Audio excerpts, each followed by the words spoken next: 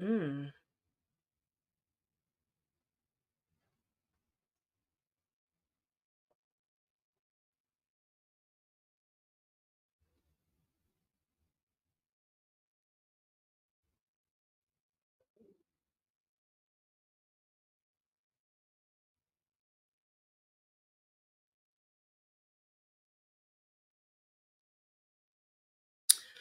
What's up, Brooklyn Squad? It's your girl Jane. I'm back at it again with another video. Another case coming out of Florida. Should we be surprised? I don't think so. I really don't think so. I don't think, I don't know. None of these cases should really surprise us anymore, but sometimes, a lot of times, it does surprise us. This case is Madeline Soto, and when I hear of Madeline, I when I hear of Soto, I think of the other Soto, you know. Very sad, and that trial should be going on very soon, actually. Hi, Katie. Good evening, my queen, my Katie with the baby. Um, Florida. Are you surprised about this case, Katie? Hold on, guys.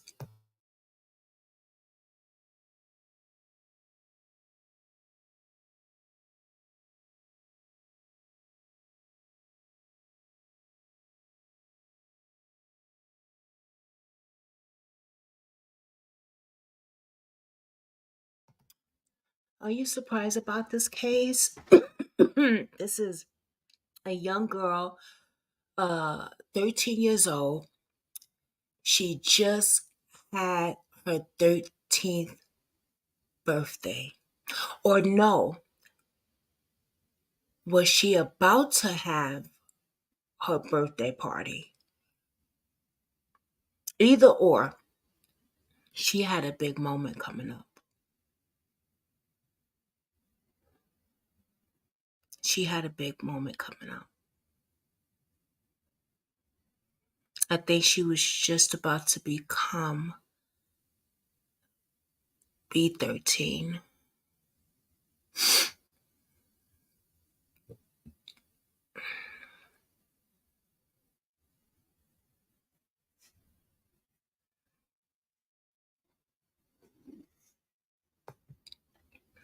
Things in Florida are really sparking up and happened in the past few weeks, so I'm not surprised.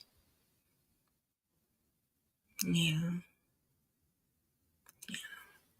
Since it's only you in here, Katie, let me just go see what day. I don't know what day we want. Oh, he got up anyway. Poor baby. Probably wanted something from the kitchen. Um.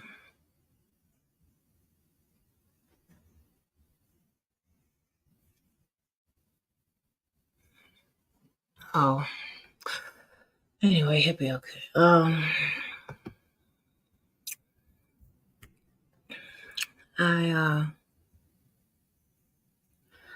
I don't know why the world is like this. I let me not say the world. I don't know why people are like this. Why they feel that they could harm an innocent child and think that nothing's gonna come behind it. Like no one's gonna go looking for that little girl that goes to school every day, has friends most likely, lives with her parents. That's gonna come like people are gonna come wondering where is she? Teachers. If they are doing their job as a friend, caseworker, teacher, and if they are doing their job, they're gonna come looking for her, and they're gonna come wondering what's going on.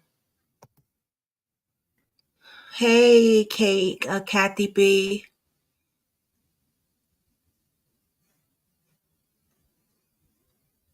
Okay, have a blessed night, Mama. I know it's a lot, right? Girl, I know. I know Dave is telling me to take a mental day off too. But I can't. I just, you know, just can't. All right. Have a blessed night, though. Thank you. Kathy, have a good evening and take that break as needed. We will see you next time. Yeah, take as needed, honey. Cause you also work from home. So yeah, take as many, you know. We appreciate you coming in and, uh hitting the thumbs up and joining the chat. Um yeah, another case where another young girl father-in-law feels that he has the right to abuse her. Another Madeline. Not Madeline. This is what's the other girl? We just did this case.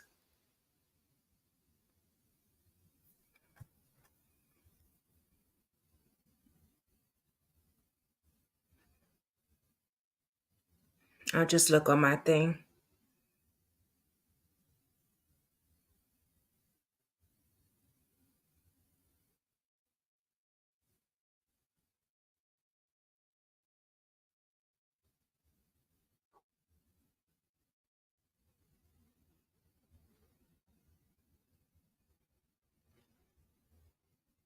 Audrey. Another Audrey.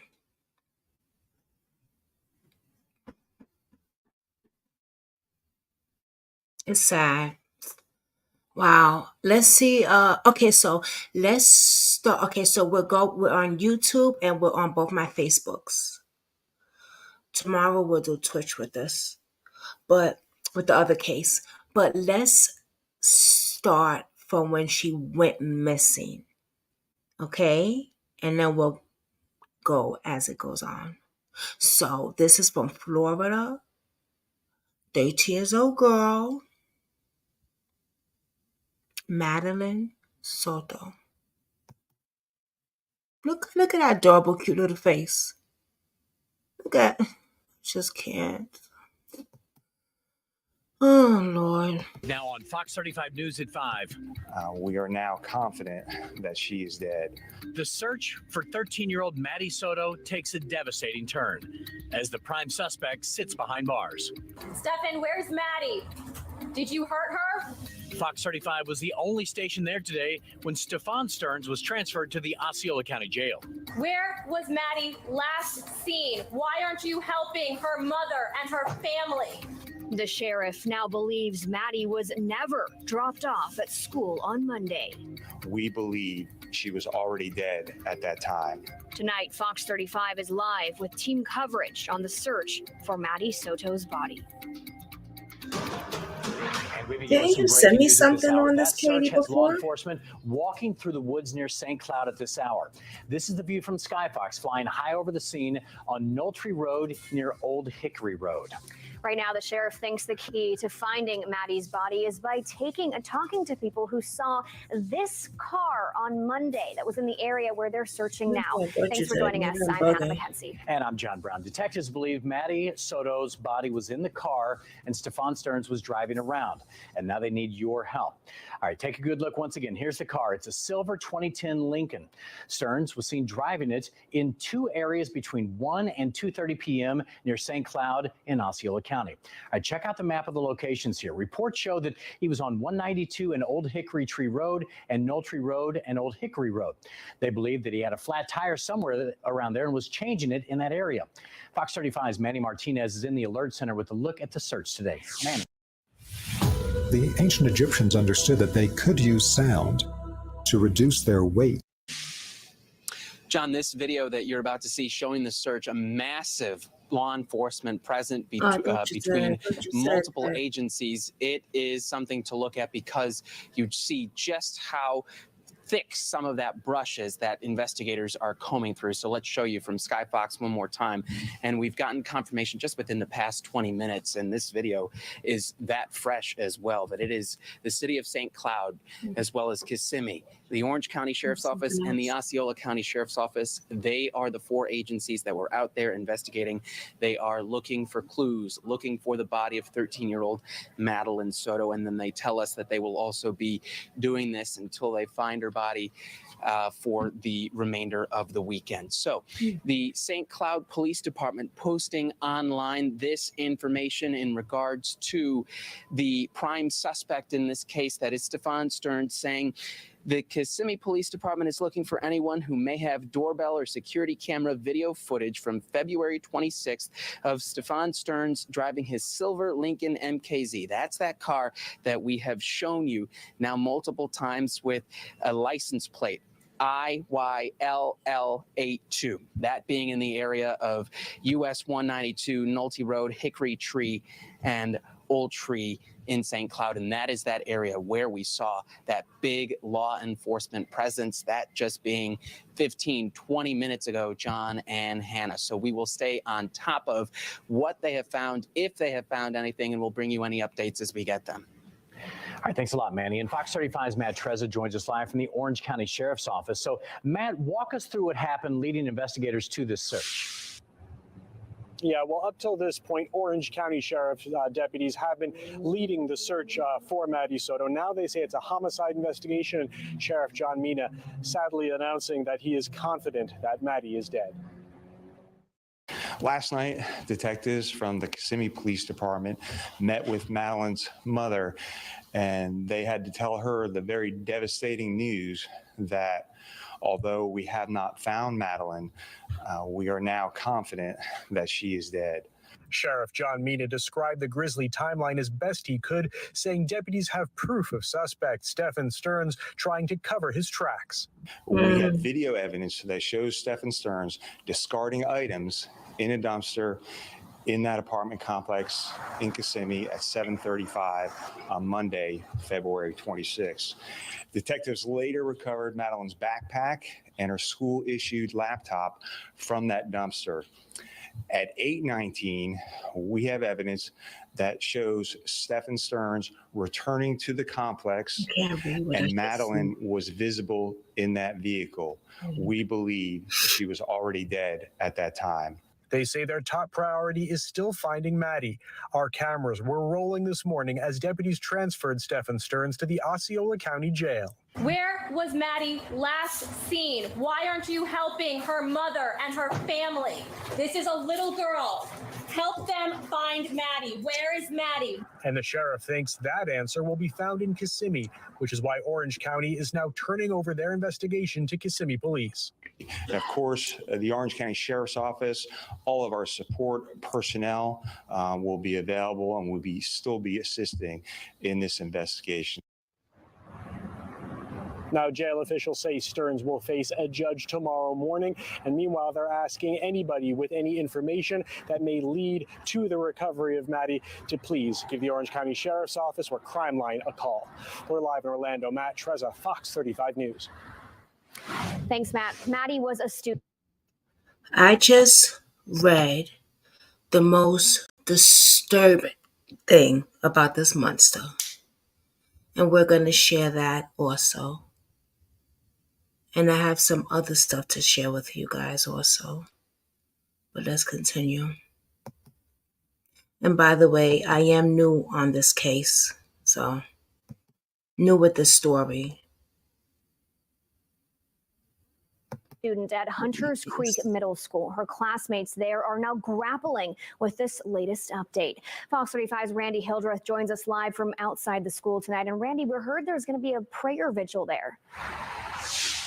Yeah, so many people just impacted by New the York, devastating California, news that we learned Texas, today. Florida Just have the this highest morning, the school trafficking posted rate a going on digital currently. version Oh of yeah. her missing persons flyer on their Facebook page, again, hoping that she be found safe. But tonight, that hope is diminishing. In just a few hours, community members are expected to gather near Maddie's middle school for that prayer vigil, praying for more answers because, again, we still do not know where Maddie's body is.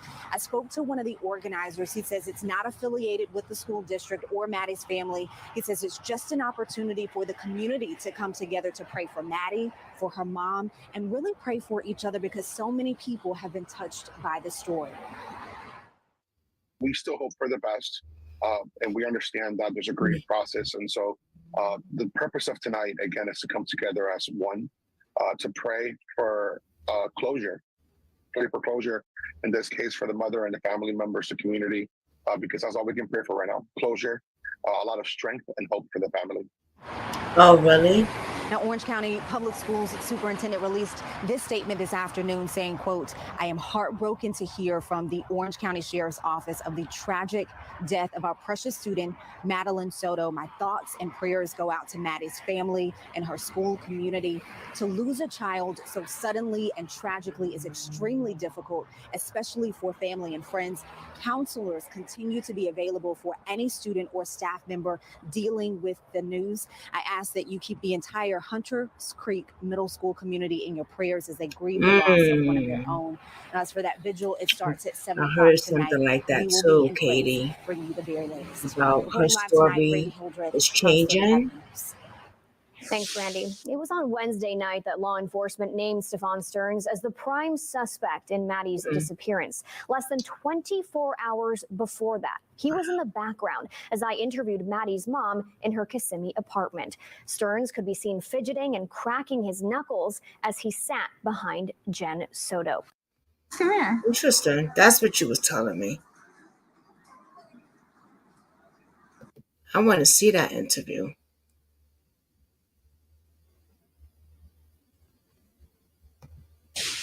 Right now on.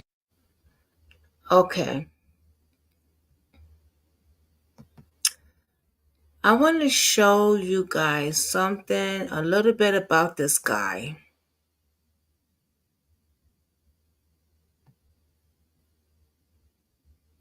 Before we get into just collecting semen and hitting the join button. Thank you for showing up. really around the time like Game Boy Color came out. So before we get into everything, let's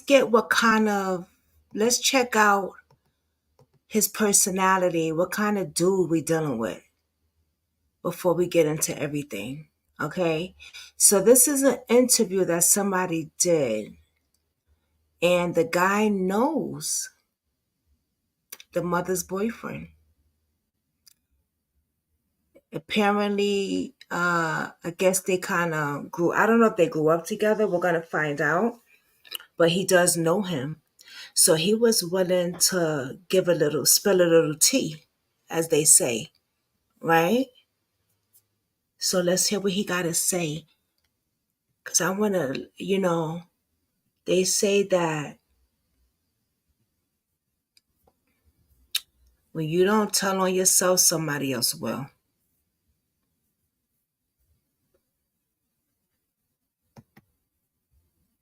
We were boys, so I mean, we kind of became friends just being boys. So what age were you guys when you guys first started becoming friends? So we didn't go to like grade school together. I was being homeschooled at the time, and he was as well. So we didn't really, we didn't go to school then. During high school, he went to Cherokee High School, and I went to Sequoia High School in North Georgia. We are always going to be connected. I can tell this And going you'll to be a lot of always gracious be now. my best friend. All I need is.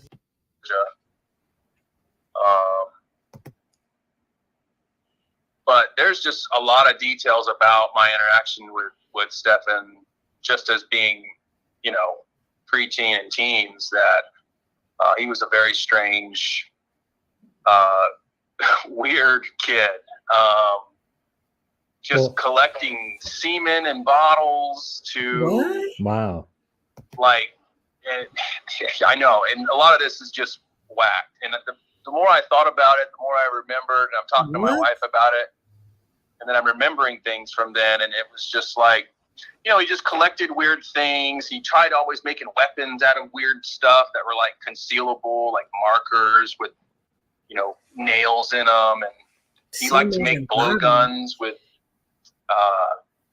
thumbtacks and just weird shit. Anime, always into like weird anime stuff, very obsessed with that.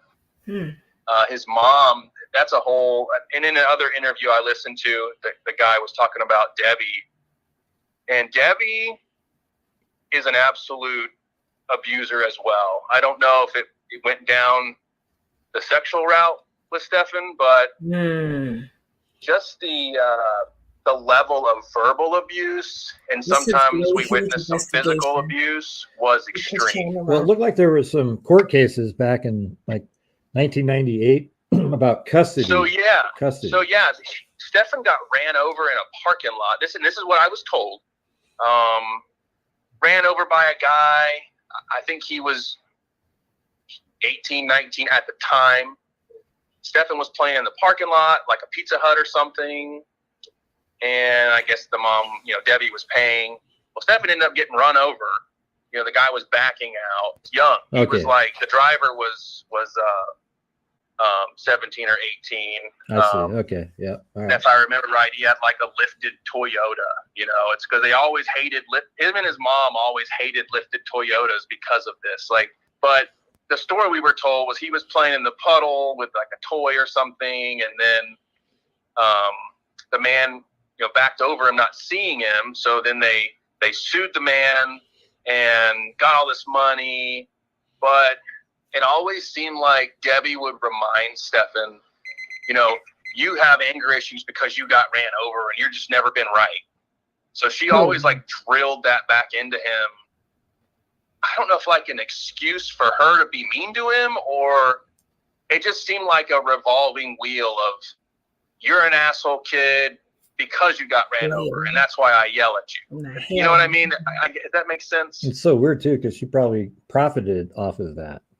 Oh, she totally did. And she sued another guy for some foot surgery, which backfired on her, and it wasn't even like a big deal. And then she claimed to be crippled, but then she would go ride horses with my mom.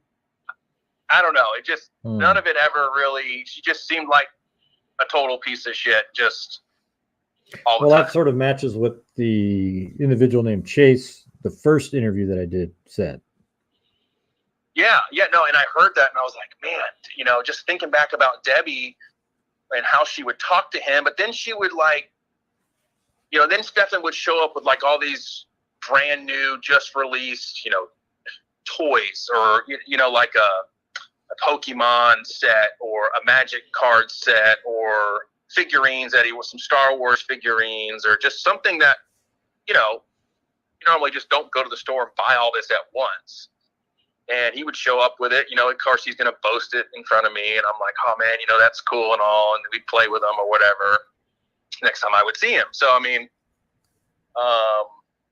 watching that interaction was interesting. I never really understood it at the time, being the age I was. But yeah, and then I remember multiple times where, you know, he was trying to show me like a Hustler magazine he had gotten or something. And I'm like, well, where'd you get this? You know, where'd you get this? And he's like, oh, well, my mom gets them for me when my dad's out of town working. And I'm just like, oh. That's ridiculous. I know. Was she abusing him in some way? Or? I don't know. Stefan never said anything to me about that. I think that if she was, I don't think he would. Just the amount of temper that she would go into. I think he was very afraid of her. Probably still is. And how old was he when she was buying these magazines? We were probably 13 to 14, because I don't think I had my learner's permit in Georgia yet. So Probably 13, 14. And when you say he was storing like his own semen in little containers, or oh yeah, he had this, and then he informed me that this was his newfound discovery that if you poured it into the drinks, girls can get pregnant. What? Jesus. Yeah, dude. Wait, so, I wish I could make this up. I really wish this was not real, but he claimed that you could get girls pregnant by dumping sperm in their drinks, and they would never know who did it. What? But that sort of implies that he did that or something. Like he poured that into drinks. And it gets deeper than that. So shit. His mom's horse had some kind of joint problem in the knees or something. So she would have these little glass vials. He said it get deeper than this. Question. Would you build a website for a major brand with more than 200 million users? Where she would give the horse shots every month or something like that. Well, he would steal those things and he would deposit, I guess, semen in these things, and then would take them to school and then claim that he, did it. And I never believed him. I'm like, no, you did not, Stefan. You're lying. You didn't do this. And he's like, I did it. And of course, I never believed that. I don't really think he did that. It just seemed too far-fetched. Doesn't seem too far-fetched now, though, right? No, it doesn't. It doesn't. At the time, I was just blowing it off. And it's not like I always wanted to hang out with this kid. When I was a kid, his mom would show up at our house because her horse was at our barn. So, I don't have any brothers or sisters, and there's a kid my age here. So, of course I'm going to interact. Right. But he was always odd and collected weird things. And then I saw the Reddit thing where he's collecting Tamagotchis. And that doesn't surprise me in any way that he still collects stupid shit like that. Well, how old was he when you guys quit, when you stopped being friends, I guess? We kind of I'm trying to remember what the big falling out. Oh, I know exactly what it is because I was talking to my dad. So my dad caught Stefan. So my dad almost shot Stefan. And I just talked to my dad 2 days ago about it because he doesn't watch the news very much. And I was showing him the links of what happened. And he just is very shocked and feels terrible for the family. But we were talking about the time where my dad almost shot him. My mom was in the back bathroom of our just house. In case of emergency. And it's gated, it's fenced. So rarely did those blinds ever really get shut. So my mom sees somebody creeping around the awning area of our semi-covered shop, which is where both of their vehicles were parked, my mom and my dad. So tells my dad, my dad runs out there from the front and goes to the barn and, sees this person, doesn't know who it is, sneaks up on him, and there was a light switch on both sides of the overhang where the cars are parked. My dad flicks it on and has his Glock 10 millimeter pointed at the person, tells him to turn around and startles him, and it's Stefan. And he was over there with a camera, and it appeared to be he was trying to take pictures of whatever my mom was doing in that back bathroom. What? So wow, so he was like peeping Tom on your your mom's bathroom. And so why does he have toys out here? Okay.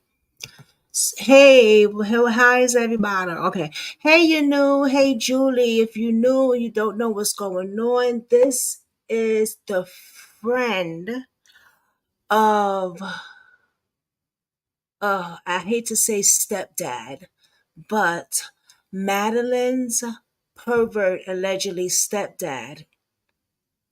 Yeah, he's spilling it all.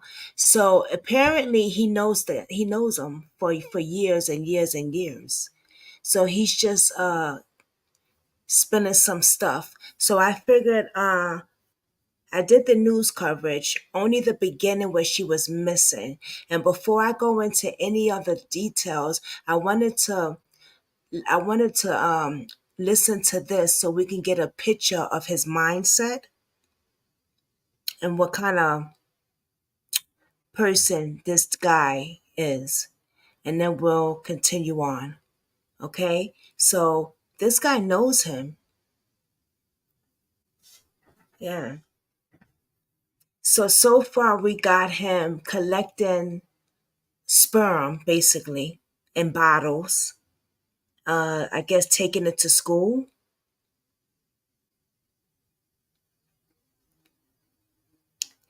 And some other freaky, crazy stuff.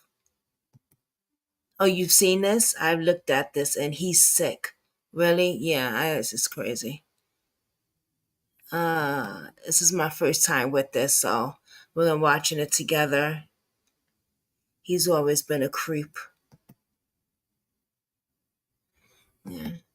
Okay.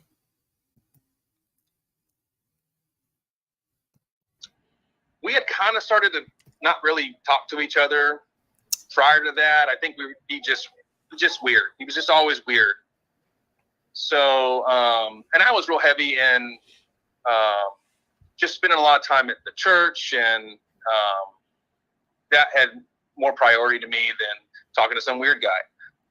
And I'm getting older, obviously, but my dad actually told Stefan, you really need to watch what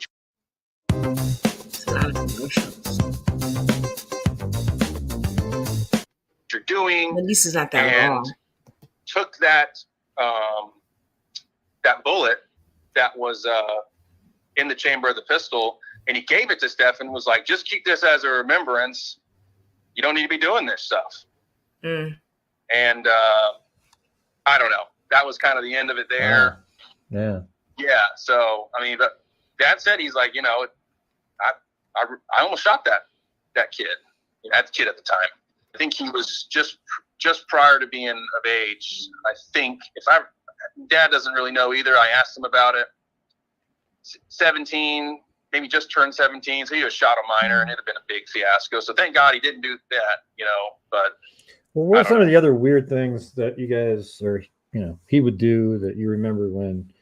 Everyone's commenting on the knuckle thing, and Stefan definitely had a lot of weird, like, tics, and loved to pop his neck and his back. Definitely popping the knuckles, biting the nails. Would make weird comments just in a group of friends, or be loud to get attention, but then would just kind of stare off into space and not know what to do after he made the weird noise. I guess everybody look at me, but I have nothing to say. Yeah, exactly. And just would do stuff like that. I will tell you this, that kid did not like to bathe. He just would wear the same shorts for weeks. And I don't know why Debbie wouldn't wash his damn clothes. I don't know. I didn't know, but he was just always dirty, or hair was oily and just unkept. Did you know the father at all? He seemed. Yeah, Chris. Chris was always kind of disconnected. He worked at the time. When my family knew his family.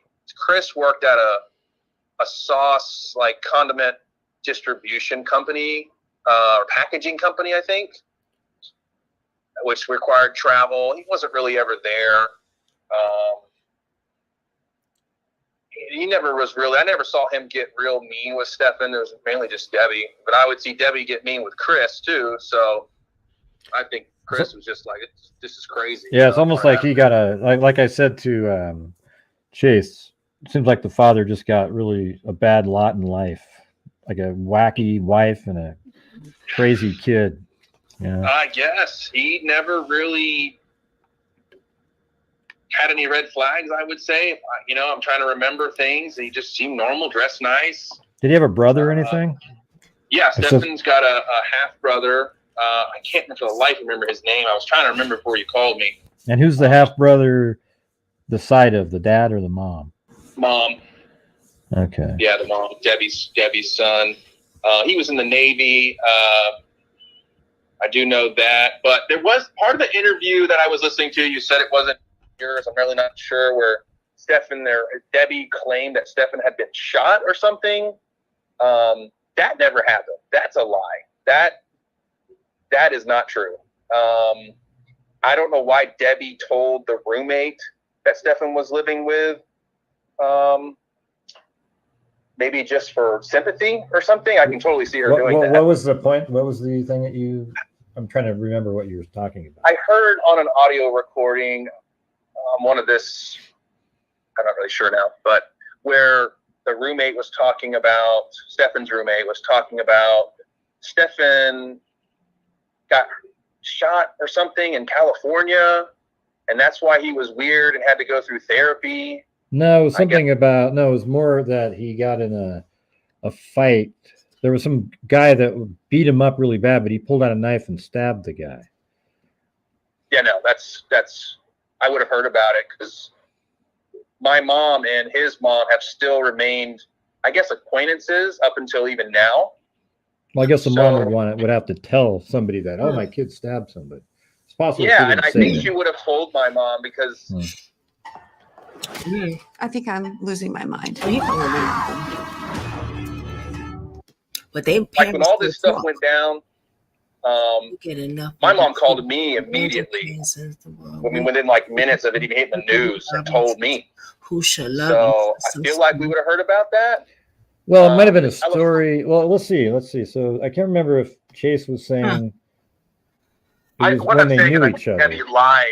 Debbie lied to the roommate about why Stefan pulled a gun on him or something like that. Right, could be. Yeah, that's just a big BS lie. I mean, for Debbie to lie and say some shit like that, I can totally see her doing that. So I see. Yeah.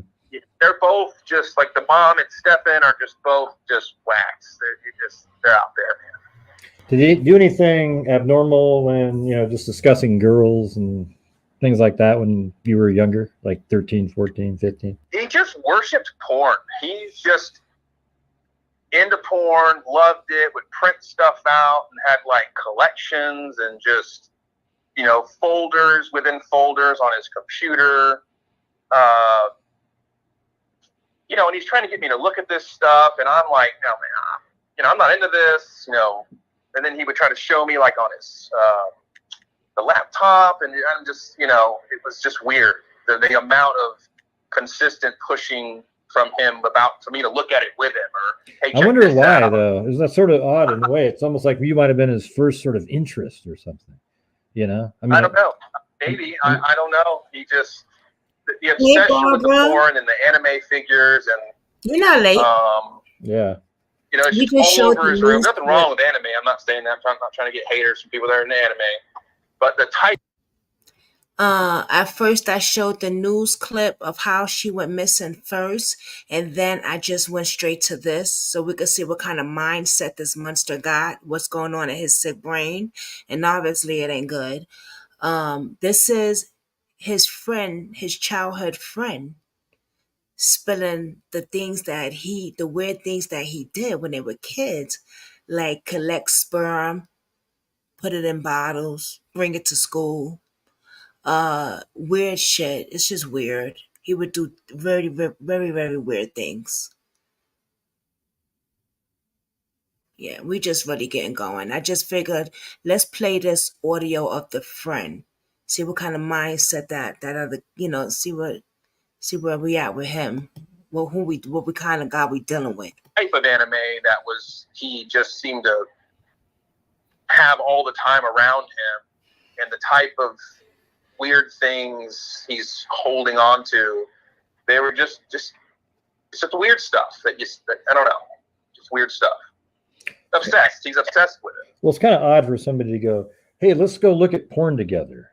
Yeah. I don't know. It's just kind of strange. We're trying to play, Pokemon on our little, Game Boy Pockets, playing those games, and then he's trying to drag this stuff out. And I told my parents about it. Parents and I were always been honest with each other and nothing to hide from them. So, I'd kind of they would distance me from Stefan for a while, and then a couple times they told Stefan's mom, and then then Stefan's getting his ass beat, and then Stefan's mad at me, and that happened a couple of times. And then at one point she said that I was lying, that Stefan never did those things, and so it's just a roller coaster with his family. Yeah, and then so yeah, this is just, it's still wild to me that this is what's happened. I just still can't believe it. I'm like, I mean, do you guys ever go on adventures together? You know, like kids always did. We used to always make like forts out of blackberry bushes and crap like that. Oh yeah, I mean, we lived in North Georgia and the Appalachians basically. So yeah, we play in the woods and make little fires and whatever normal boys do. Yeah, so all that stuff was kind of normal. Normal, yeah. Really always liked weapons though, like the like secretive ones. He always wanted what was one thing he always wanted? Oh, it was like a sword hidden in like a staff. He always wanted that. He just liked stuff like that. Not that that's, I don't know if it's weird or not. It does seem like he's into weapons. I mean, especially guns now. Like he was on Reddit talking about specific guns and. Was he? Okay. Yeah, I don't know. I haven't talked to him in years.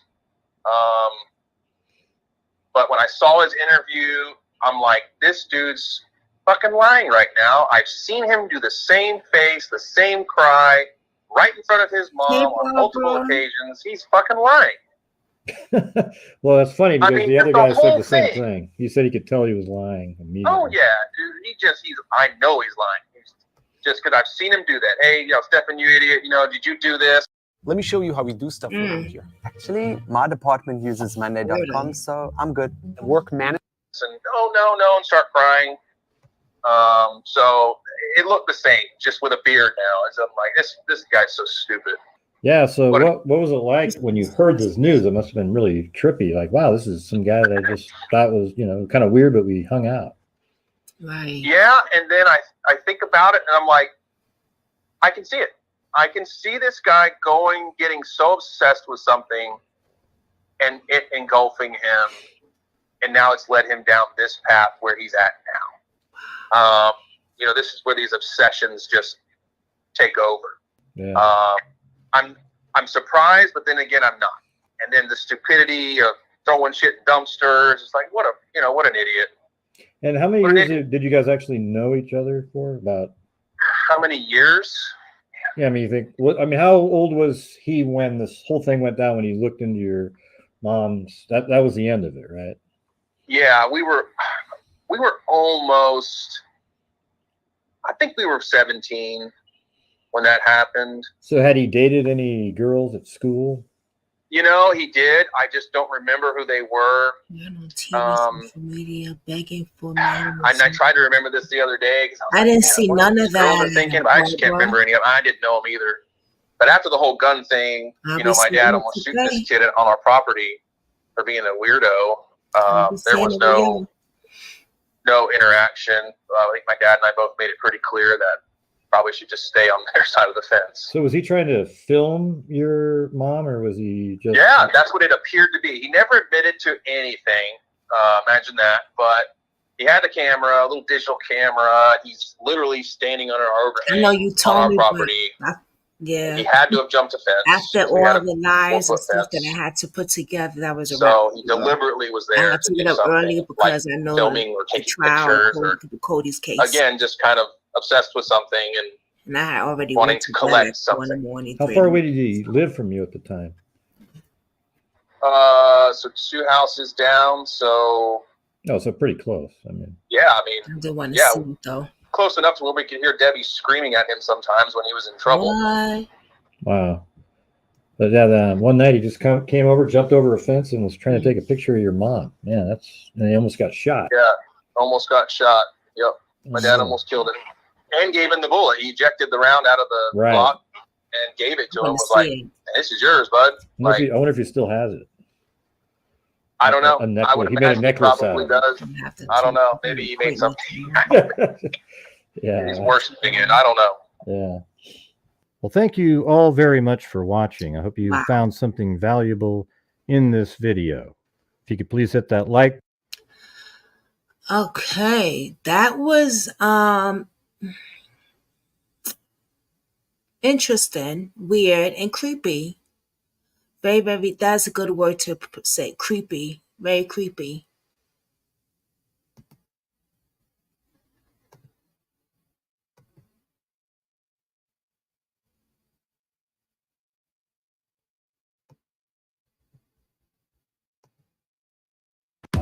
Oh shit. My culinary school. Hold on, y'all. I don't know if I can do court TV. Okay, so here's this.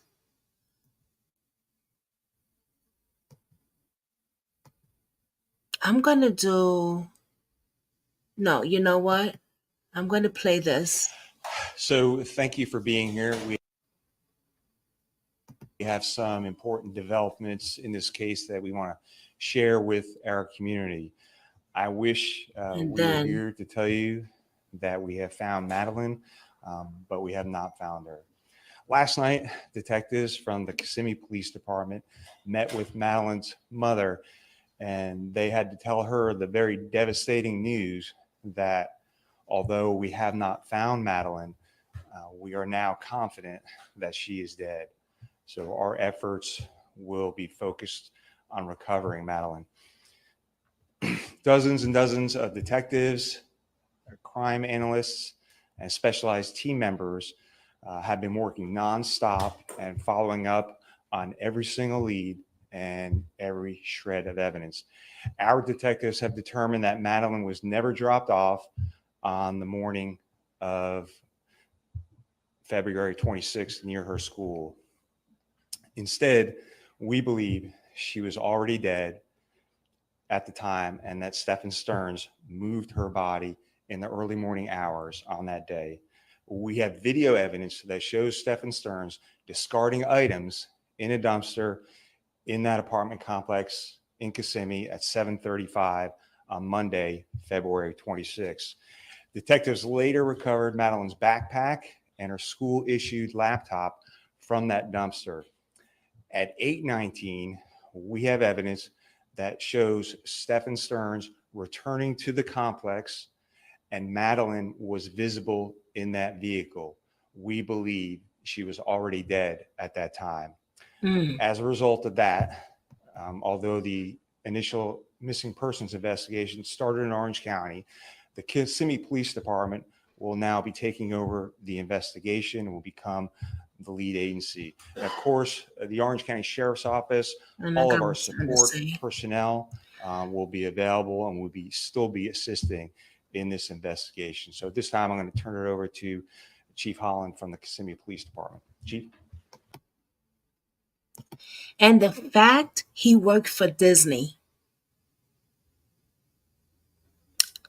blows my mind.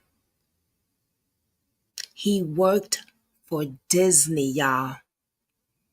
Did y'all know that? Unfucking believable. Unbelievable. The stuff that was in his phone is disgusting of this little girl. And we'll get into that, but let's finish with this.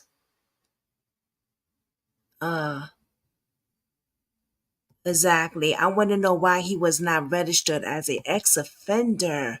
Because I know damn well could not have been the first child he has done this to. Girl, exactly. Because that's him hearing his mom. I knew that he was sexually abusing his daughter and still stay in a relationship with him. I don't know, but that is true. I think that is disgusting. I agree. I was wondering that too, Julie. Julie, yes, that's the question.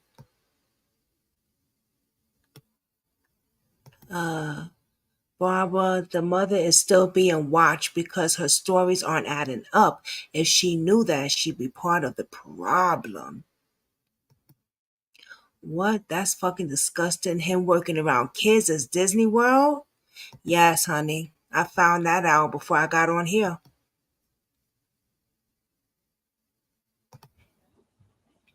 He works at Disney. Thank you for being here. As Sheriff Mina said, this is still an active and ongoing investigation, and there is a lot of additional information that we cannot release at this time. I do want to note that Stefan Stearns was transported from the Orange County Jail to the Osceola County Jail, where he is being held on capital sexual battery charges filed by the Kissimmee Police detectives. Right now, our top priority is recovering Madeline. We are still appealing to our community for its help in this case. Please share this crime line bulletin on my right I can Of imagine. Steven Stearns. He was last seen driving a silver I 2010 Lincoln apologize. MKZ. The Florida tag is IYLL82. On Monday, February 26th, between 1 and 2:30 p.m. We'll in the talk area after of State this. Road 192 and Old Hickory Tree Road, as well as Old Hickory Tree Road and Nolte Road. During this time frame, it is believed that Stearns had a flat tire and might have been seen changing the tire in this area. If anyone saw this vehicle or noticed anything suspicious, we're asking that they call Crime Line. We will continue to work tirelessly with the Orange County Sheriff's Office, the Osceola County Sheriff's Office, and St. Cloud Police Departments to bring a resolution to this case and recover Maddie. Thank you. All right. Thanks, Chief. We'll take some questions, but just remember, we're still in the middle of this investigation. There's a lot of things that we cannot reveal. At this time, are there anything yet? Has Stearns spoken to anybody yet? No, Stearns has not spoken to anyone. Is there any possible specifics that you can give us as to what leads you to believe that she is definitively deceased? The video evidence that we have. Is it about just the position of her body, the way? So we're not going to go into those exact details, but we have video evidence that leads us to believe that she's already dead. Sheriff, there's been a lot of things that you just laid out here just now. This location in the afternoon, is there a belief? Are we trying to figure out? I know you're requesting video surveillance in that area. Are you trying to figure out whether she was still with this car at that time? Yeah, so it could be helpful to us if people saw something. And obviously, we're searching many different areas. But if someone saw something in that area, we want to know about it. Is that an area you've already searched? What's that? Where this car supposedly had a flat, is that an area you've already searched? So we actually have people searching areas right now. So they've searched a bunch of different areas, and they're going to continue to search. So I don't want to go into specifics on exactly where. I don't want to miss something.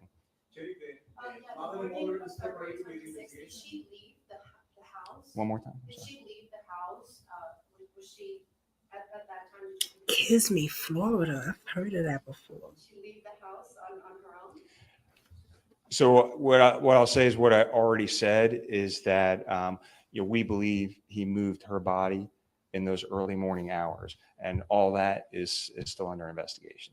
Is the mother is cooperating with the investigation? Yes, we're talking to the mother. Yes. She's not considered a suspect. So we're talking to the mother and all this. There's, to my knowledge, she's not a suspect in this case right now. You had mentioned that he dropped some items in the dumpster. Did you recover those? That's correct. So from the dumpster, we recovered her backpack and her school issued laptop. Sheriff, do we believe that I know that you're piecing things together with different video. Is it the department's belief that she was killed at the house? It's our belief that she was killed in Kissimmee and that he moved her body. And so that's why the Kissimmee Police Department is the lead investigators now. As for messages that you'd said that Madeline might have sent about living in the woods when she turned 13, are you questioning whether those were actually sent by her rather than someone else? Yeah, that's all part of the investigation. So we haven't determined that yet. Have you been in touch with Madeline's family? How are they taking this? Yeah, so obviously detectives have spoken to her mother, and as you can imagine, the reaction that any parent would have.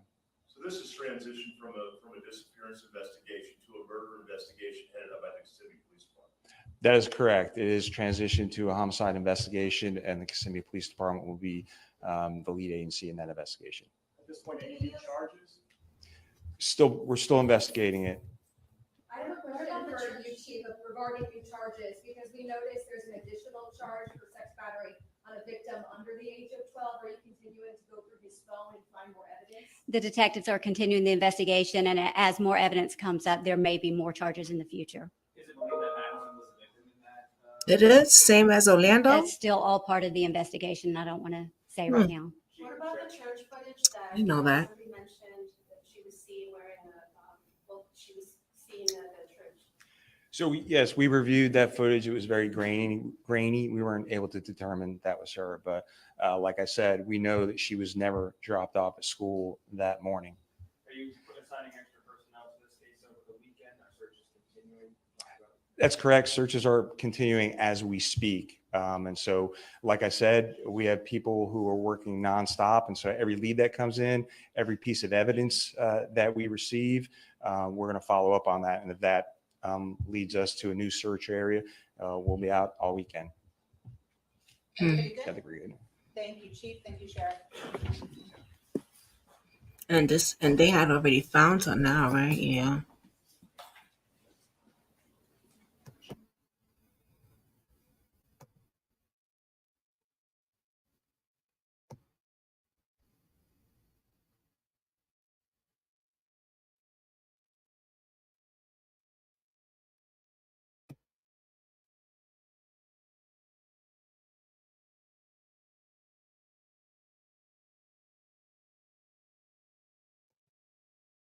Ready to be an e-commerce pioneer? Blue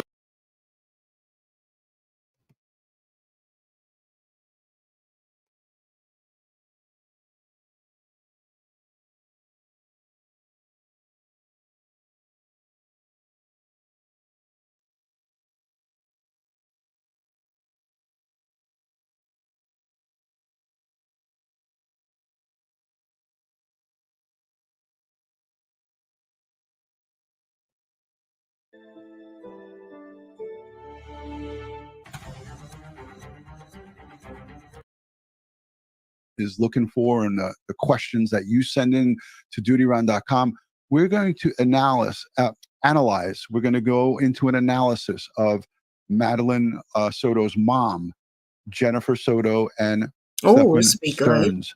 He gave 2 interviews to the news just a week ago on Tuesday. Now they're professionals. That's why I like watching them. them. A very sad and unfortunate and tragic case, which cop, involves a 13-year-old, and the crimes that were committed against her date back as far as 2022 when she was 11 years old. And that's what's documented in the arrest warrants. It may go back even further. And as you said, Ed, there may be many other victims within that family or within his previous relationships and people who he's come into contact. This guy's 37 years old. Ed, how are you doing tonight? Where are you? Are you in an undisclosed location tonight, Ed? Yes, I'm in an undisclosed location. And let me just say that they found naked pictures of Madeline in his phone with her private parts, her breast, and other things as well. If you didn't know. That, yeah. Okay, so they did find disturbing pictures of her in his phone. So she definitely was being sexually abused. Yeah. I found that out as I'm on here with you guys looking on the thing.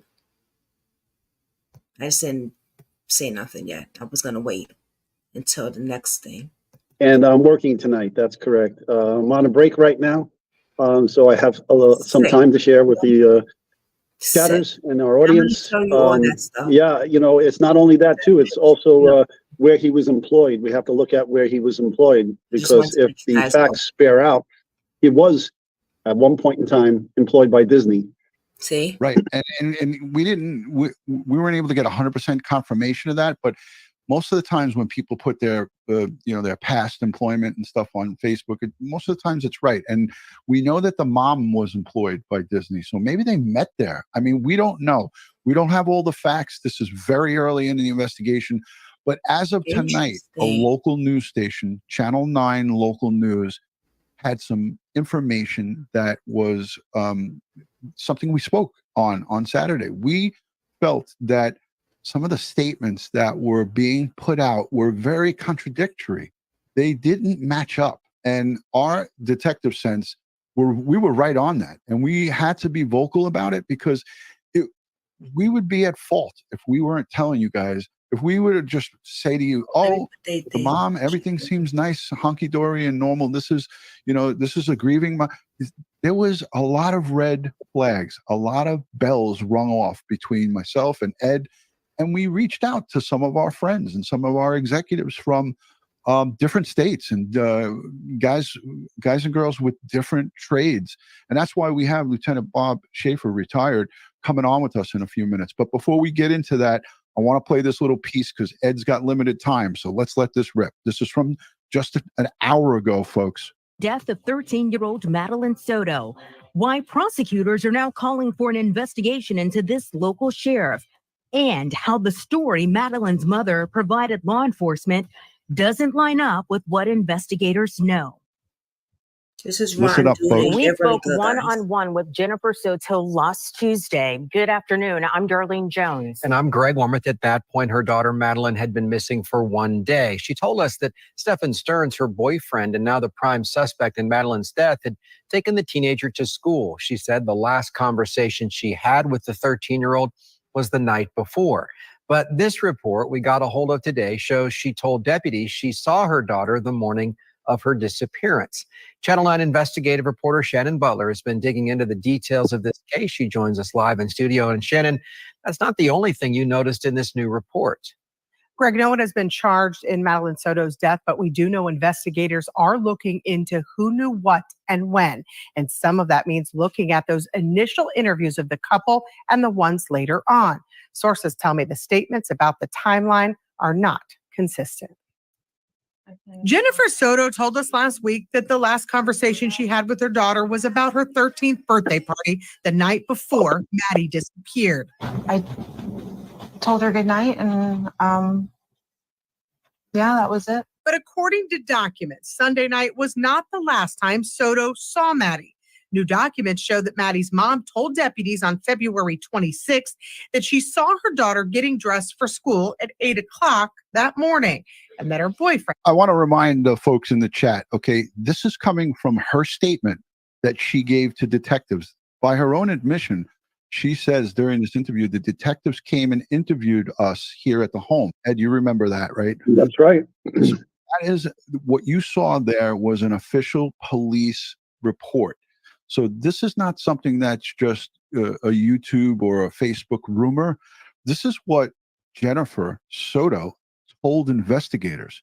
So essentially she lied to them, and that is damning. And I'm telling you guys, I'm going to bring Ed and I back on. I'm telling you guys, I wouldn't just say things just to say it. And sometimes I am wrong. We're not 100% right all the time. We're human just like you guys. But our experience in investigating crimes and criminals, that my hair on my arms, I think, yeah, that's what I was telling you guys. The hair on my arms stood up, the red flags went off, the alarms went off, and I took some shit for it because people were like, well, you're going out. Well, here we are, just a week later, and you got the news getting a hold of these reports. This is going to be, she's got some splaining to do, as Ed Wallace would say, right, Ed? We have the right to remain silent, right? But they gave that statement to law enforcement, and then look at the timeline that she just said in that statement there, okay, that she gave police. It doesn't jive what she said with the news interviews. So, she was a chatty Cathy, and her boyfriend were chatty Cathys on the news, gave multiple interviews, and there's a lot of inconsistencies with what they told to police and what the police already knew from the evidence they already had. So yeah, she's in a bit of trouble. Absolutely. And we're going to get into it with our expert. He's going to join us. He's got a whole bunch of information and notes that we're going to get into, and just give us 2 more seconds. But this is what the story is about here. This is our victim. What else this is our victim right here. And this is what it's all about. Maddie Soto, 13 years young, just became a teenager, and her life was cut short on that fateful Sunday evening going into Monday morning. She didn't even make it out of that house alive, according to what I'm reading and what I'm seeing, what's being said by investigators. To documents, Sunday night was not the last time Soto saw Maddie. New documents show that Maddie's mom told deputies on February 26th that she saw her daughter getting dressed for school at 8 o'clock that morning, and that her boyfriend then took the teen to school. But since that initial report was taken, we learned from the Orange County Sheriff that Maddie was likely dead earlier than that. Our detectives have determined that Madeline was never dropped off. Instead, we believe she was already dead at the time, and that Stephen Stearns moved her body in the early morning hours on that day. Channel 9 has been going through statements from Stephen Stearns and Soto trying to piece together what happened in the last few hours of the little girl's life, starting with our interview of the couple. Her mom told us last week. We dropped her off at school, close to school. She wanted to walk the rest of the way. But in that same interview, then said, I wasn't the one who took her to school in the morning. That was my partner. Detectives believe Maddie was likely dead early Monday morning because a video timeline shows Maddie's belongings being dumped in a dumpster at 7:35 by Stearns.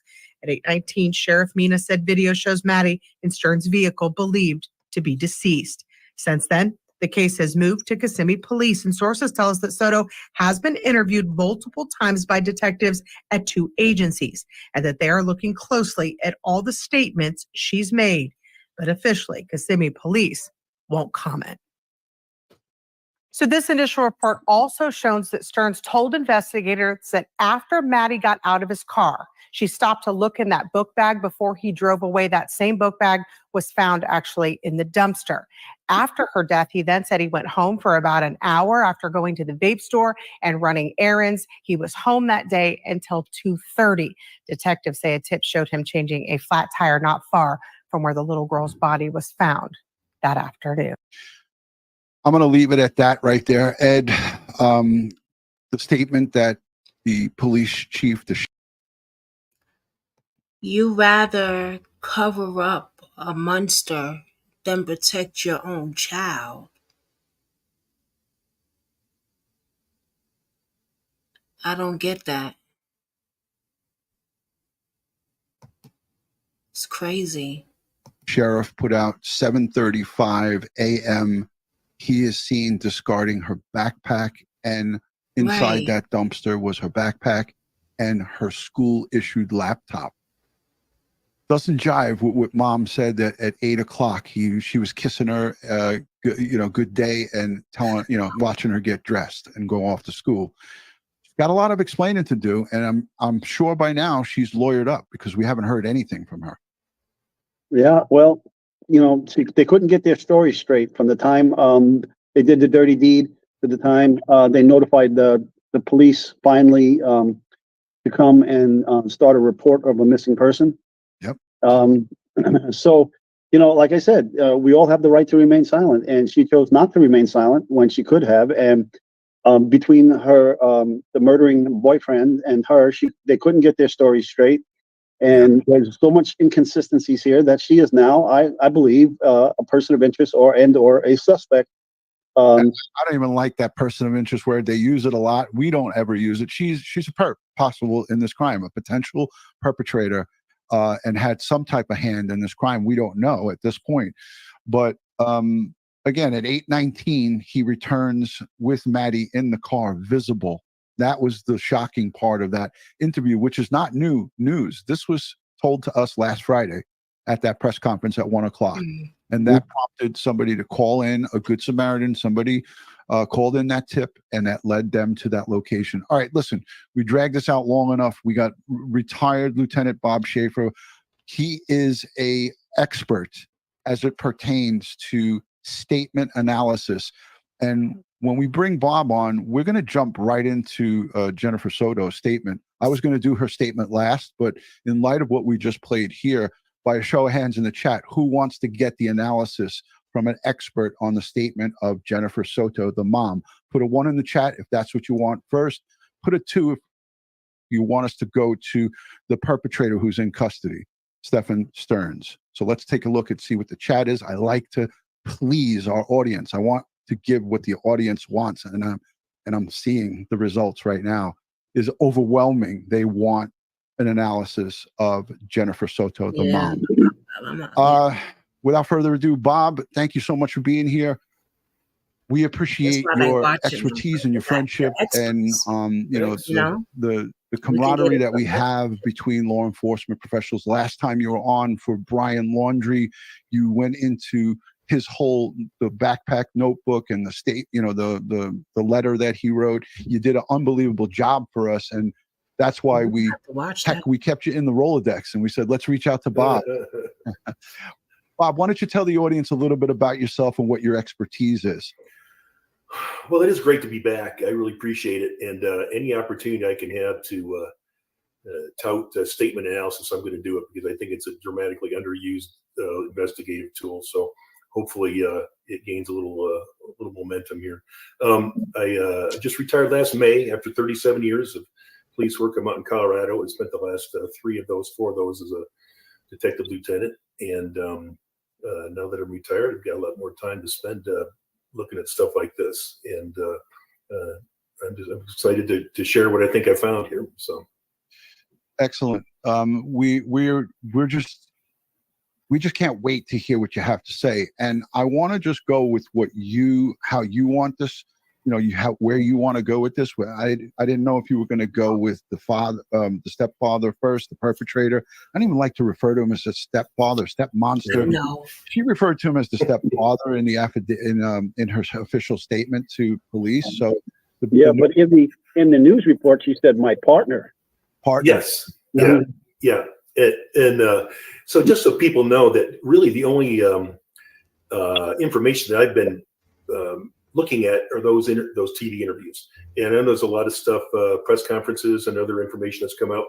And the thing about statement analysis is that when I do it, or any good analyst does it, they don't want to be tainted by outside information. You want that statement to stand on its own. And so I don't want anybody to say, well, that's something that you got out of a press conference. There's kind of some kind of a rumor or something. And so everything that I've got comes strictly from those day after interviews at their house from the TV crew. So I want to add that I thought, Bob, that when we had our phone conversation today, you were pretty impressed that I didn't show or share with you because I respect the trade. I know. I know that exactly what you just said. You don't want to be swayed one way or another with knowledge of what's going on. You want Well, I say as investigators, that's it. It's like we kind of do. I mean, to a lesser degree right now, you and I parallel investigations. You do your research, I do my research, and we share notes and say, son of a gun, we came up with the same conclusions.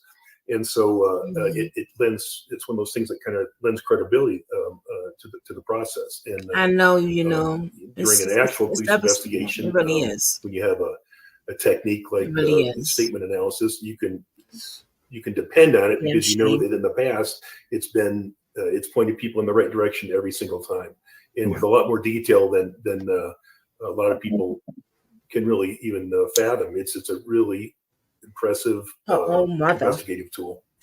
Now, Bob, I wanted to ask you right out of the gate. I want to play just a little bit of her interview. I know all of us have seen it, but I want to just play a little bit of it just to get an idea of, for some of the folks outside the country and so forth.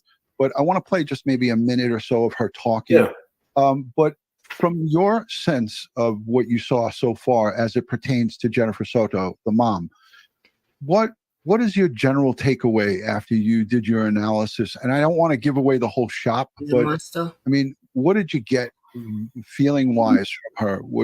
Can you tell if she was being deceptive? I don't know how far the scope goes of what you do. Yeah. What was the feel that you got from what you saw?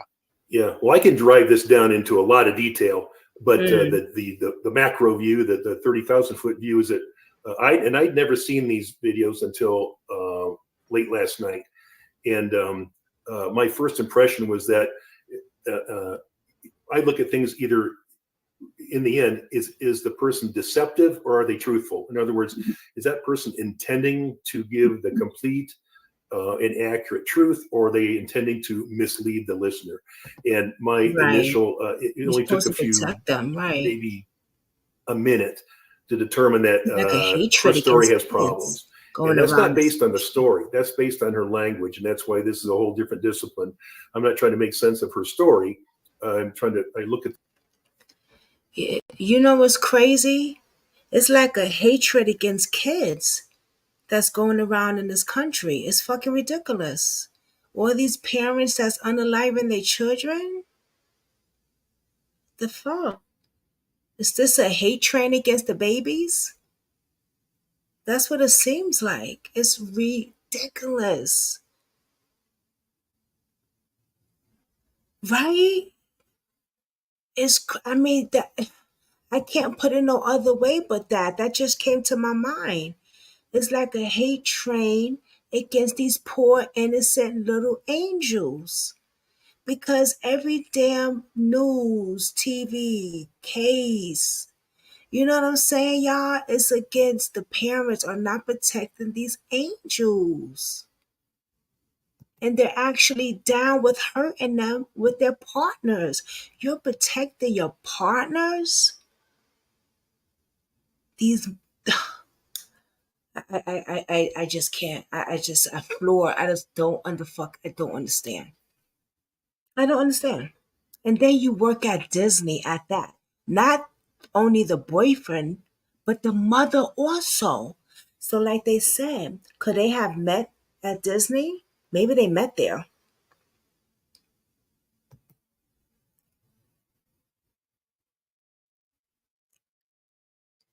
Mm, definitely found out today that's exactly what's happening. It's a sad thing. It's getting worse every day, you know. It surely is. It surely is. For sure. Facts on that. And then to see they both parents work at Disney, not only the boyfriend, but the mother. And you got a kid. Was this the only daughter she had? I wonder if this was the only child she had. Exactly, putting your partner before your child? Man, shit. Wish the fuck I would. Saying it's crazy. The language that she uses and how she constructs her story to determine whether or not it came from her memory, which would be true, or it came from some other source.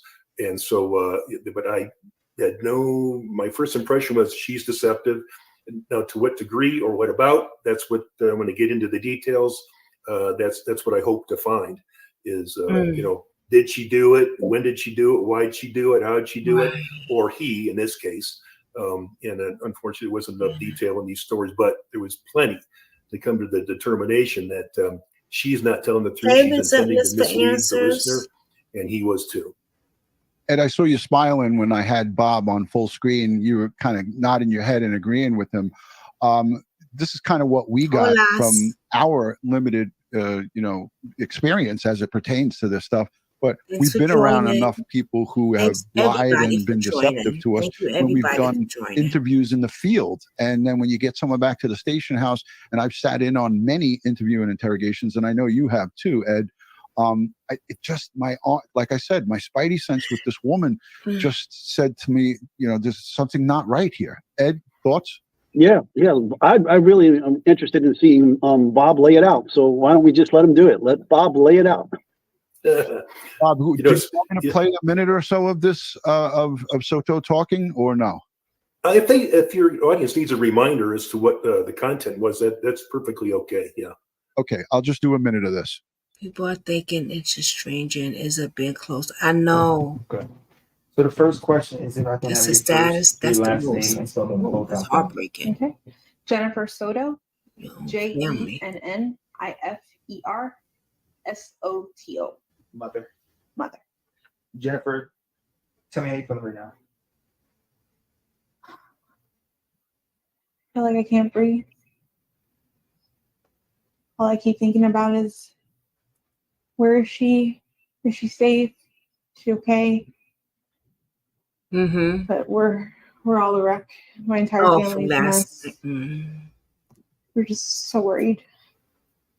When did you first realize, or when did you file a missing report? We filed a missing report. We called the police at like 4:45 yesterday, 4:45 p.m. But she actually went missing early that morning, around between 8:45 and 9 o'clock in the morning. She went missing. I think that's enough. And we saw that this reporter, Bob, was sitting straight across from her. She couldn't look at him in because the we eye. could see the reverse angle in that last news piece that we played.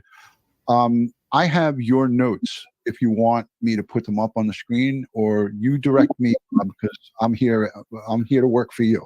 Yeah, cannot look well, him I up. think I can describe it, and if it gets to where people are confused, you can put the notes up, but that might confuse them more. I think you're probably better at describing what's there, and just kind of the main points that I took out of it. And I can let's see if anybody wants to see these notes.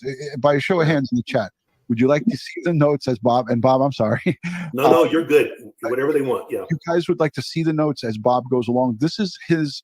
Can you just describe to the audience what this is exactly here that we're looking at, Bob? Yeah. So this is what I transcribed. So there might be a couple errors in there, but it's what I transcribed, and this is the. I agree. What you're looking at is it's a search pattern, and I'm searching that page for language evidence, just like a detective would search a room for physical evidence.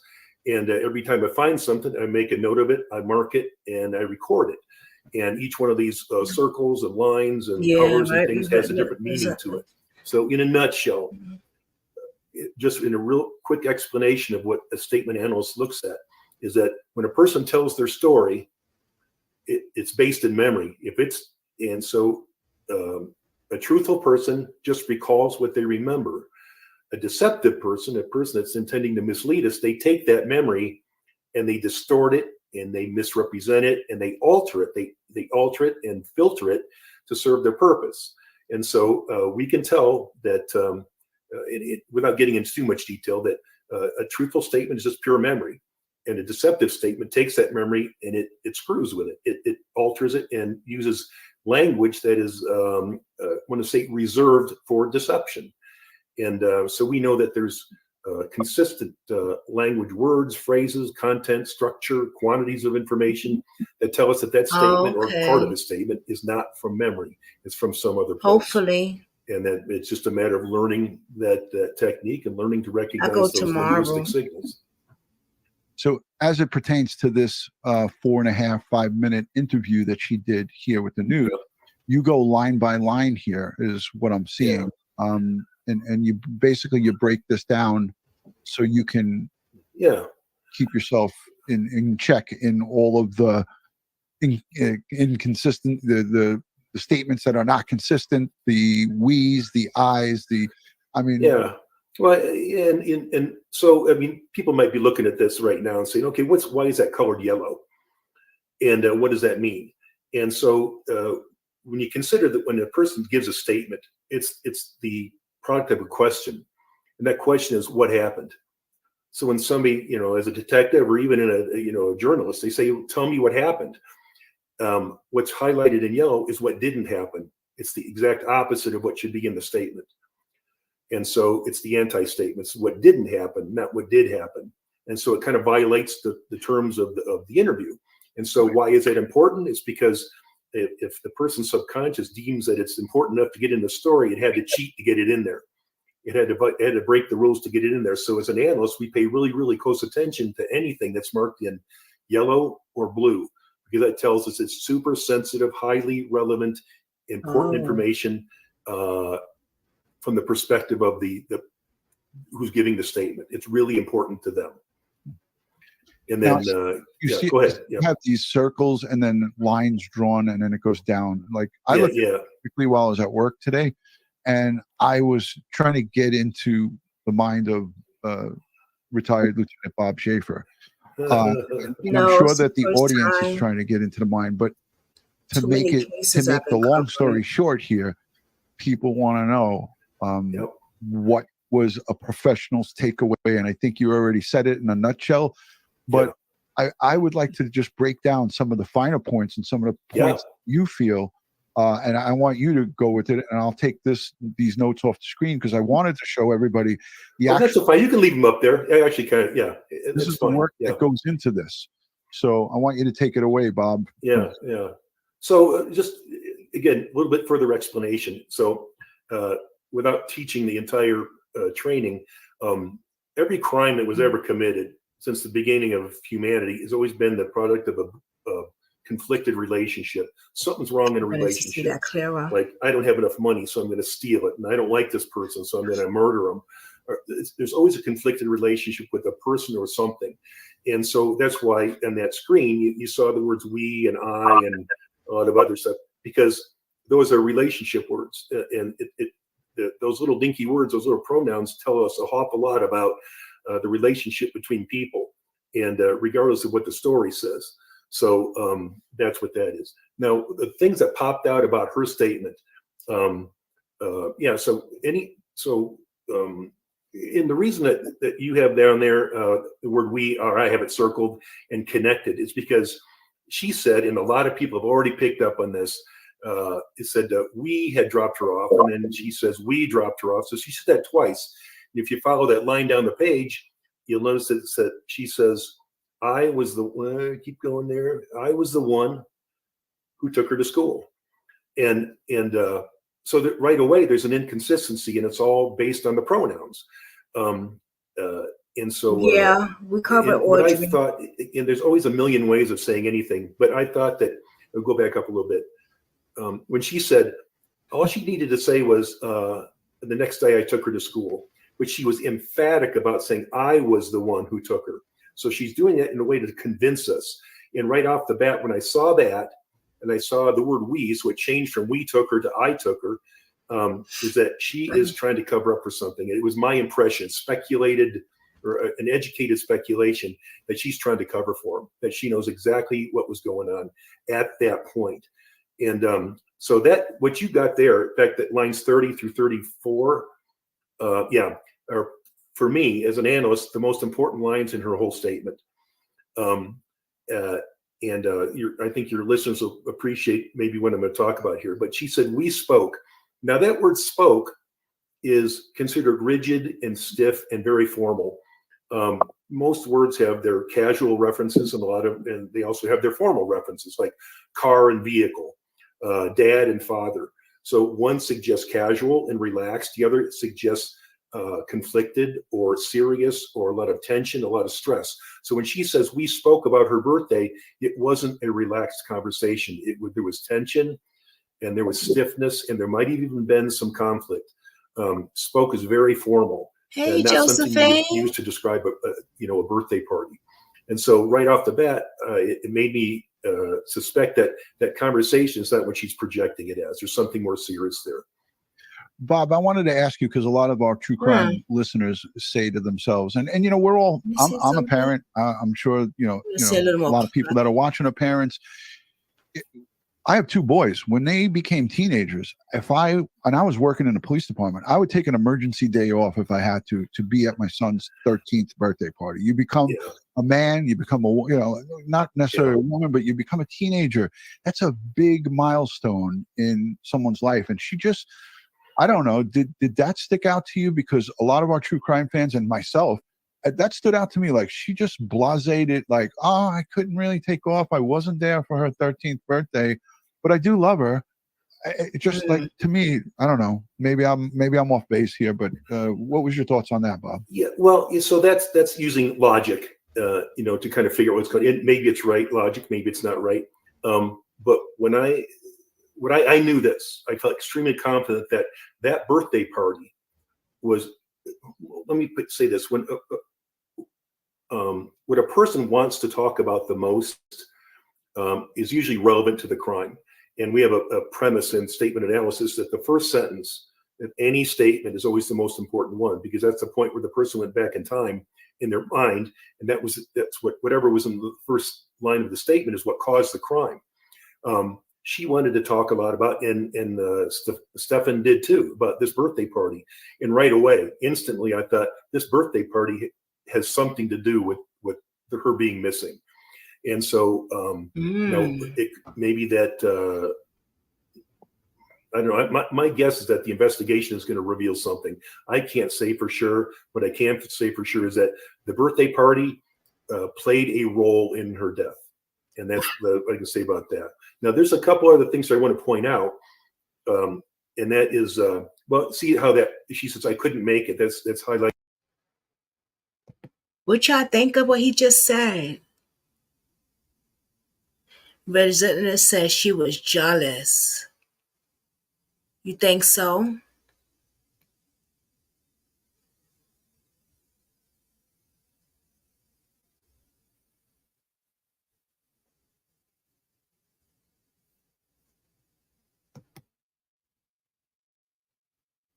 I heard something like that. Something about living in the woods. I don't think that's true though. I mean, for a 13 years old to want to live in the woods is no internet, no TV. I don't know about that. I think that part the mother probably made it seem. I don't think so about that. I don't know, but yeah, the man she loved wanted her daughter. Oh, the man she loved wanted her daughter. Well, yeah, he had naked pictures of her in his phone.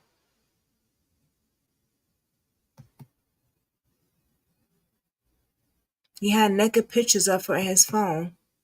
Barbara, that woman was so desperate to have a man, she gave up her daughter for him. You better, okay, Barbara. Mm-hmm. Mm-hmm.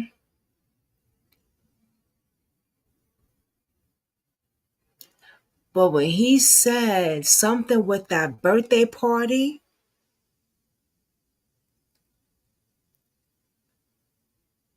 caused her death. Wow. Because she just turned 13 years old.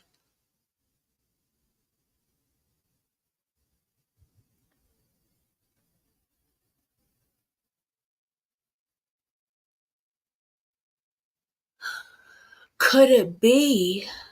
And you know me, I think out the box. I think out the box. But we have seen serial murders that are psycho like this that unalive the children when they turn a teenager because they're no more use for them. They're getting older.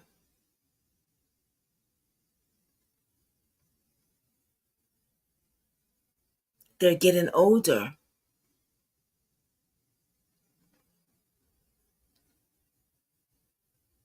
Have you ever heard about that? Like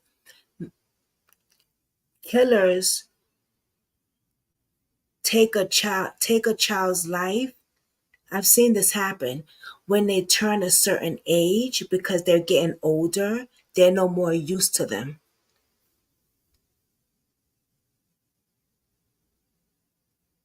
You know what I mean? Especially if he was S'ing her since she was a child.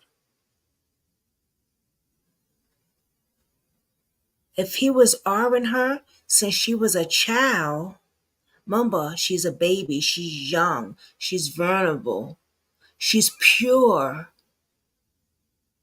You know what I'm saying? Now she's 13. She's a teenager now. She's not a young buck. She's not a young baby no more. To him, at least to him. And I've heard of, I don't think it was that she wanted to leave. I don't think, or they don't want, let me see, hold on, wait, y'all going fast, goddamn. Then I can't believe she chose a pervert over anybody else. Hold on. What?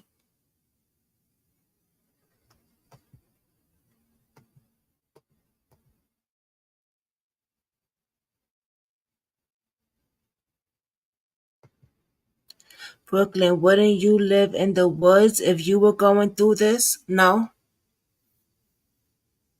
I don't like the woods, so for me, no. I live in the street. I've been homeless in the street before, so and I was going through this. So for the step, I didn't have a mother, and well, she's not married either, but my mother's boyfriend was touching me and stuff like that. So yeah. So yeah, I was going through this.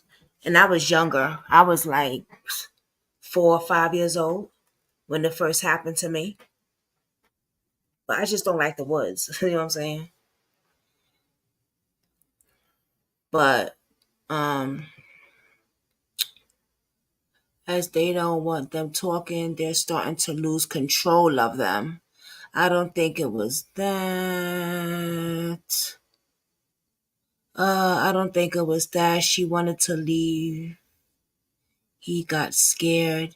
He factory reset hide phones, but didn't delete everything. Well, there is okay, that's your opinion, but there is cases that I've seen that men actually do that. Barbara said they are just like that. Kids that was stolen off his bike in Missouri got a certain age and the guy kidnapped another boy, Adam, something with his name. Just like that kid that was stolen off his bike in Missouri. He could have been brutal to her. Her mom worked nights conveniently.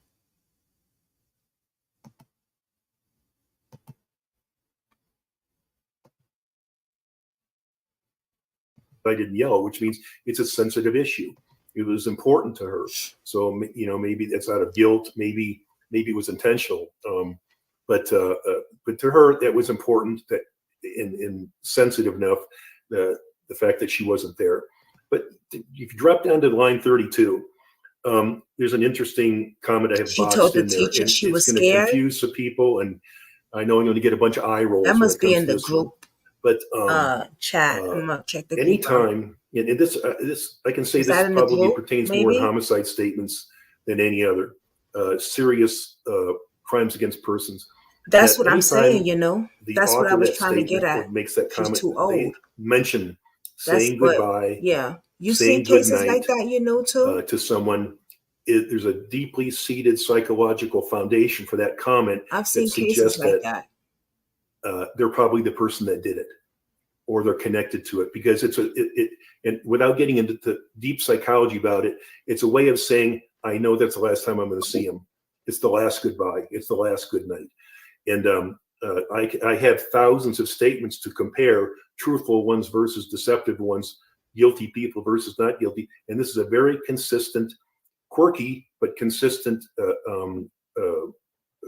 occurrence within the statement. When I saw that, when she said, I told her good night, There I you thought, go. this isn't Right, good. mama. She's connected to the crime. Right. It wouldn't They like surprise me. You little guys kids, already not talked about that. teens. Right. Very I mean, she could insightful. And have she said it just a turned 100 other 13. different ways. Like Exactly. I gave her a hug and And it's kiss just and told her our, I loved her and she went you know to what I bed. mean?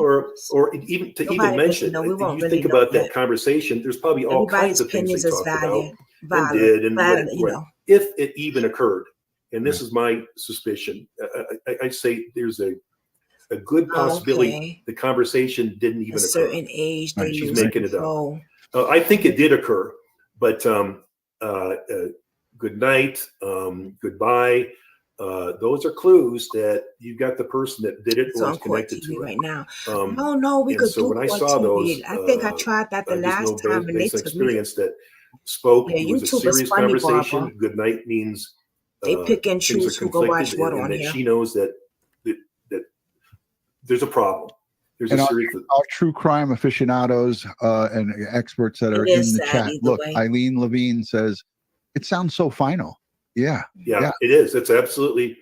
It's the way of saying. And again, this isn't It's good based in we all logic. have It's is not. we A lot of could people voice say, our "Well, I would say opinion and goodnight. just I'd say put it out goodbye." there. You know It's what I like mean? Like, you don't know what you'd say pretty cool. because you're not in that situation. You're See only what thinking everybody hypothetically. thinks. And she's supposed to be recalling from memory. So when I see that good night comment right off the bat, that stuck. It kicked me right in the gut. Maybe a little lower than that, which is that See, because he got too old. The mom, Jen, knew something was wrong, and maybe details of what that problem was. I suspected she was involved. Because next that's to what's it, up, Barbara. she spends 3 lines talking about this conversation about her birthday party, and then instantly See? says, "I was I the one showed it who and they took her to cut my school." thing off. That wasn't part of that conversation. Right. That wasn't even part of the conversation. What would cause her to somebody else shows it say, and "Oh, they but don't I do was the one who took her to channel. school"? I What don't the heck does that have to do with this conversation about the birthday party? It's out of place, and when all she had to say, even to say it more casually, she could have said, I took her to school, and I took her to school the next morning.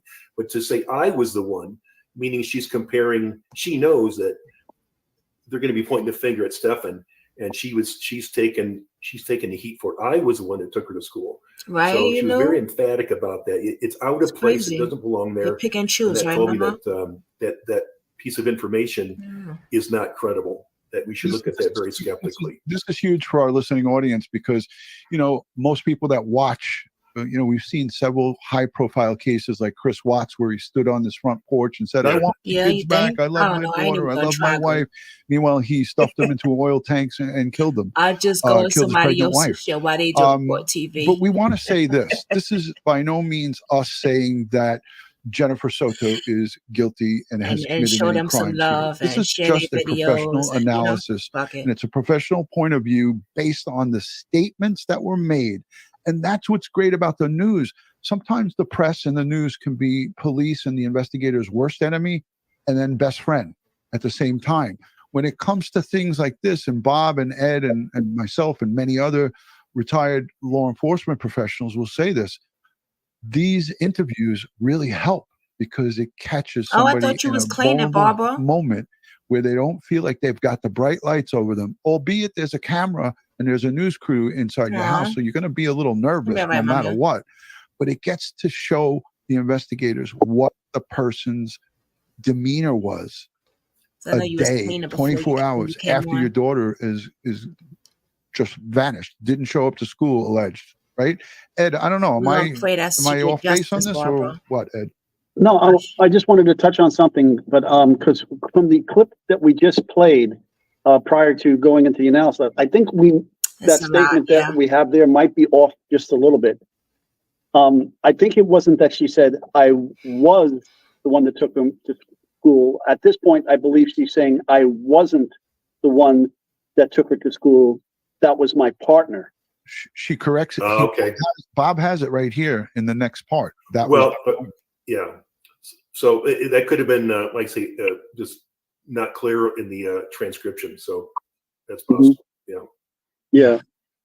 So, but again, I mean, it still given the nature of the conflicts. conversation, to abruptly change where she was in the conversation to that is why it's highly suspicious. Right. Yeah. Whether it was her or not, it still doesn't. Whoever took her to school doesn't belong in the conversation about her birthday party.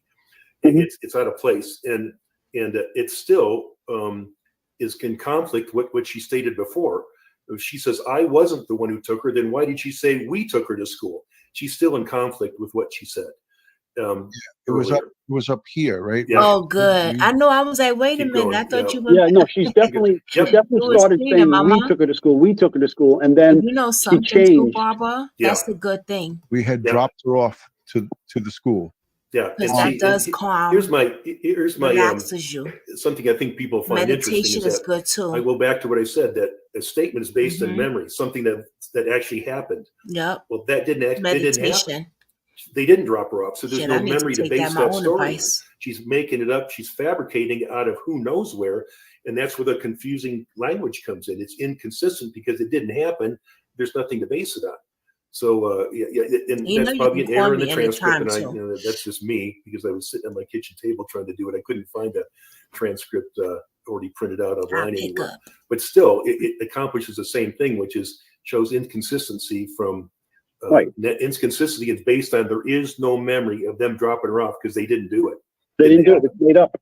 I know my house Do we is want to clean. listen to the 4 Stay minutes clean, right? of her interview, or do we not want to listen? No. No, let's continue, and I'm totally into this. I want to see the rest of the analysis. Well, we skipped over That's quite a 'cause I'm bit because we addicted to went from cleaners, I there because think. we followed the line Like down. stuff that And smells there wasn't a lot in between, to be perfectly honest. And that oh, take a I mean, break. there's I line do. one interesting thing here is line I do 8 need to through take 10. my own advice. And people might be going, "What the heck is that long line?" That was a pause. I need to take a And break so when she says sometimes. she wanted to walk the rest of the way, Dave got on me today and then about it. I timed Not it. It took taking 10 seconds. time off for It was a myself. 10-second pause. It takes 5 seconds to read a line at a normal speed. She paused for 10 seconds. And And then said that. The thing is, then that's a sign that she's going to be right. deceptive because she knows what to say. Her subconscious is prompting her with the story. She has the memory and it's prompting her. And she knows I can't say what I'm thinking. I have to say something different than what I'm thinking. And that's why the pause. So that's the pause itself, the silence is a sign that she's trying to figure out what to say other than what she's thinking. And then that would be incriminating. Right. And then Bob and Ed, she turns to the reporter or looks at the reporter. One of the very few times she actually looked him straight in the eye. Right. She said, not sure what I'm allowed to say. And then he tells her, just like you transcribed here, share whatever you feel comfortable sharing. Yeah. I can't imagine why she would think that she's not allowed, if her kid's missing, why she'd be not, they can't tell her what to say and what not to say. She doesn't need their permission. And this, so, here's the first thing that struck me, and I don't mean to interrupt you guys, but I get excited about this stuff. He says, I'm not sure what I'm allowed to share. Everybody assumes that allowed by who? Allowed by who? The police? No. Stefan. Exactly. Not the police, Stefan. Because if you've seen that other I'm interview, grateful for everybody he hovers that's behind helping. her and sits down behind her in that other interview, intimidating her. Just another content creator. And so that, I know everybody I talked to said, oh, well, why would the police prevent her from saying something? It's like, not the police. I'm grateful for all y'all. He's the one who's intimidating her. Yeah. Cracking his knuckles, sitting behind her. You know, if you wanted to be supportive, why wouldn't you be sitting next to your girlfriend during the interview? Not behind her, cracking your knuckles. And, you know, I mean, it was totally out of the ordinary. I've never seen anything like that.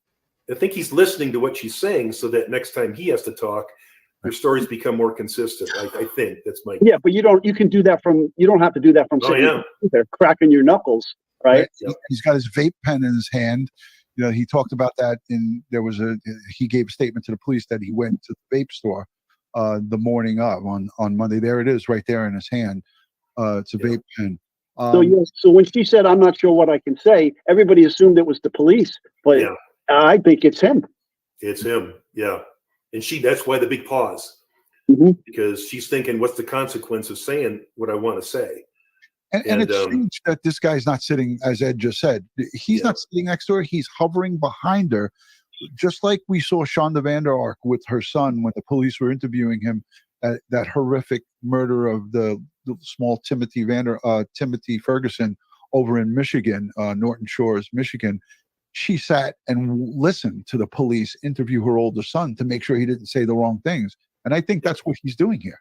Right, exactly. And if he was really consoling her, he'd be by her side, during the interview to console her that she's, missing her daughter. And none of that is occurring here. This is totally unreasonable what's going on here. This is not normal. Well, if you look at her eyes, and they're not as bad on this one as they are on the other interview, but there's still a sense of this wide-eyed, like I say, especially in the first one, of fear. And her expressions are an expression of fear. And I mean. Oh yeah, I see what he's saying. Look at her; she looks like she's just deathly afraid, and that kind of makes sense when we compare what we just said about Stefan and what she's allowed to say and not say. I think things, although we can't prove it, it all kind of adds up and points in a certain direction. Right. Yeah, 100%. Let's go to some of the chats. You better say that. Bob and Ed, I know you have limited time. I want to just say thank you to everyone who became members during the course of the show. We're not done yet. Dawn, thank you. Love watching you guys. Thank you. Indiana sends in a super chat and says, "Why is she comforting him? It's her child. Why is he comforting him? Comforting him. Yes. Okay. The lettering is so small in the thing I can't even read. Why is she comforting him? Exactly. She shouldn't be comforting him. She should be saying, "Hey, get your ass out and let's go and search for my daughter." He didn't comfort her. No, not at all. Not at all. Well, that's one thing that maybe kind of suggests she might have some subtle involvement in the whole thing. But they don't have no charges on him yet. What this is going to turn out, that she may have played an active role in this to a certain degree. Who knows? Friends, if you're new and you're not yet subscribed, consider subscribing to this everything. great community, Crime Time with Duty Ron and Ed Wallace, where we have all kinds of great experts like Bob Schaefer come on and break it down for you. And look, she's really shaken a lot here. And it was so, right out of the gate, Bob, she was doing this right from the beginning when they asked her just to read her name. And I'm going to play it right here. Okay. So the first question is if I can have your first, your last name and spell them both out for me. Okay. Jennifer Soto, Jennif. So could this be something that she's normally doing? We didn't see her doing it in the Fox interview that we played prior to this, the one with the blonde-haired reporter. She was not shaking like that. So I wonder if he threatened her. He could have threatened her too, because she does look scared as hell. I didn't notice that until they said something with that video and the other video, but this one is way worse.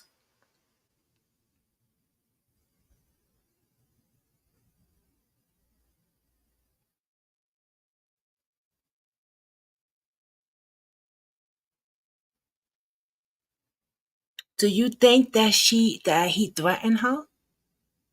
Like, you'll be next if you say anything? But now that he's in jail, it's your time to say something, girl. You think so? Yeah, for real, right? He just unallowed the daughter. Hell yeah, he threatened her. But if he's in jail, I would think that she would have spilled the beans the first day that mother effer got locked up. Like, this is what happened to my baby. Spill it all. Like, but if she's not spilling the beans that he's in jail, then that's telling me that she got something to hide also with her daughter's murder.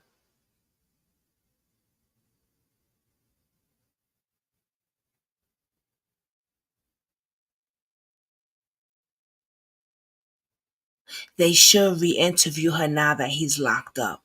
Yes, and see the reaction and responses. Exactly. That's good, Katie. Right.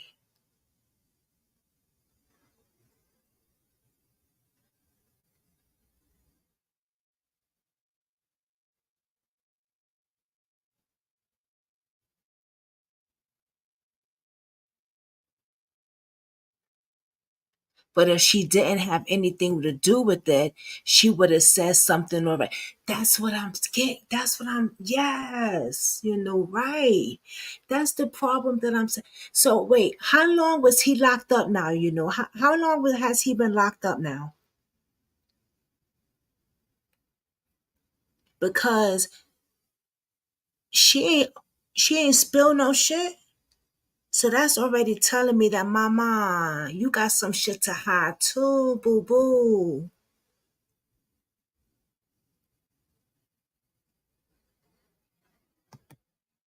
Well, if she's scared, why is she hugging and kissing on him in one of the other videos?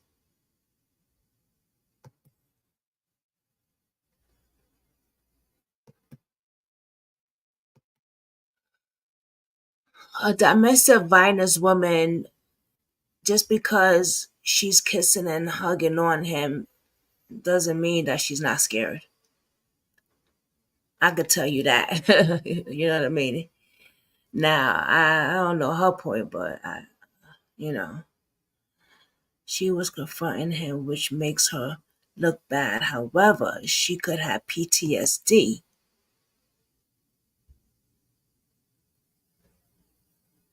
Post-traumatic stress disorder.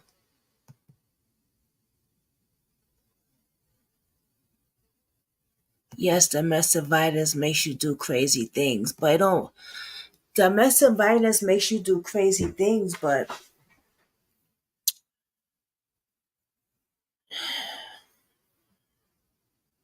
I couldn't harm my daughter, and I definitely ain't gonna let no man sexually abuse my child.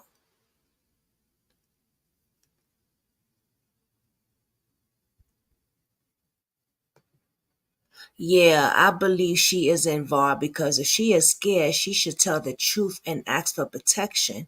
Yeah, because he's already in jail, right, Barbara? So, yeah, that's what I'm saying. He's already in jail, so this is her get out time. This is the time to tell exactly what happened, get justice for your daughter, and get the help that you need. Exactly.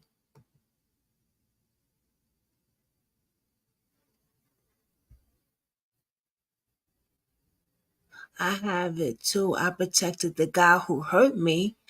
You too. I knew he was going to wait for a long time. Right. Jesus. Damn. I don't know, but this chick, she might been Something was different. Some type of something's off. dynamic was different, and Hmm. she had him right behind her in that interview that we were just showing. So you would have thought maybe she would have been more nervous. So, but we don't know what was going on at that particular time when that interview That's what went y'all on. just said. That's what Barbara said while But she yeah, was hugging and so kissing her. I want to continue if there is more that you know maybe would have to say, and I want to get your notes back up. So I'd like to talk a little bit about him. Yeah. go ahead. Let me get the note. There was no notes on him, right? Yeah, it's Mr. Barbara. continue down the page. In fact, it's just past where it says I was the one who took, or wasn't the one who took her to school, and about 4 lines further, it says Stephen Stearns. So scroll down a little bit further. Yeah. Yeah. Keep going. She could be. She knows more. Telling for sure. I wouldn't be surprised if she was there when her daughter was unalive. There we go. Okay, right this here. gets into his part. Yeah. So I just ran them on the same page. So we've segued now into Stephen Stearns, his interview, and so forth. So now we're on to him. And again, I'm just looking at what he said and ask myself, why would he say that? What's the thought process behind those words? That's what I'm one of bothered those too first with things Barbara. that, So well, you might first be we right. connect Yeah. First she says You we don't dropped think her she's off, scared? and then he Yeah. says I dropped her off. And so there's real confusion. She still ain't saying and nothing, probably right? maybe a lack of coordination. But I'm going to go back to the idea that Damn. it's not You from know how memory. you just want Neither to one of them just give dropped her off. people It's a the benefit of fabricated the doubt, story. but And that so makes sense because she's there's not no saying nothing. firm foundation of information to base it on. So the words like this get mixed up. I see it happen all the time. Well, he did drop her off. He dropped her off where the body was found. Yeah, well, yeah. But which maybe leads to the next word I had there boxed in, everything. He's trying to project an image in our mind. He wants us to visualize something, which is him dropping her off at the church parking lot to go to school. And right. It's easy for me to say what a normal person would have said, or under just a normal circumstance. I would have said, she looked fine when I drove away. Yeah. But he uses the word everything looked fine, which is it's impersonal, which was a clue right there to me when he uses an impersonal object word to describe a person. Right. There's a problem with that, and that's when I started adding up lines through 1 through 41. I'm thinking she's already dead. I had the impression before I even heard it on the news, press conference, media conference. Yeah, I'm going to start looking she more was probably into this dead too, Relentless. right after that conversation Jen had with her about the birthday. I think she died that night. That was my impression before I even knew it. Right. And this was another clue. Can I let the audience know what you're referencing to here? Yeah. I shared just the 2 interviews with Bob, and I asked him to do his workup. And then later today, later in my day and earlier in his, because he's behind, we had a phone conversation where I just wanted to, we just wanted to talk a little bit. And he had this whole thing all put out, and he shared it. Maybe he didn't share it with me at this point, but we talked a little bit about this. And so Bob didn't even see the press conference before he wrote all this up. And that's what makes this so great, is that this is his workup and what he was thinking before he even heard the sheriff say, we knew that she was dead before the day started. It's 7:35 in the morning. So that's what makes this so perfect, is that he didn't have any type of, nothing led him on. Nothing was swaying Bob into what the conclusion she drew here. But except his words. His words are the only thing that lead it. Yeah. I thought it was interesting. The reporter asked him, "You look very emotional right now," and he didn't even acknowledge it. He didn't. No. He just went right into this thing. He didn't talk about his emotion at all. Yeah. I don't know. Your audience might think it's interesting, but they might think, well, what's the purpose of this analysis? So what? I mean, lots of things can determine if somebody's telling the truth or not. Body language and maybe voice stress analysis and polygraph and things like that.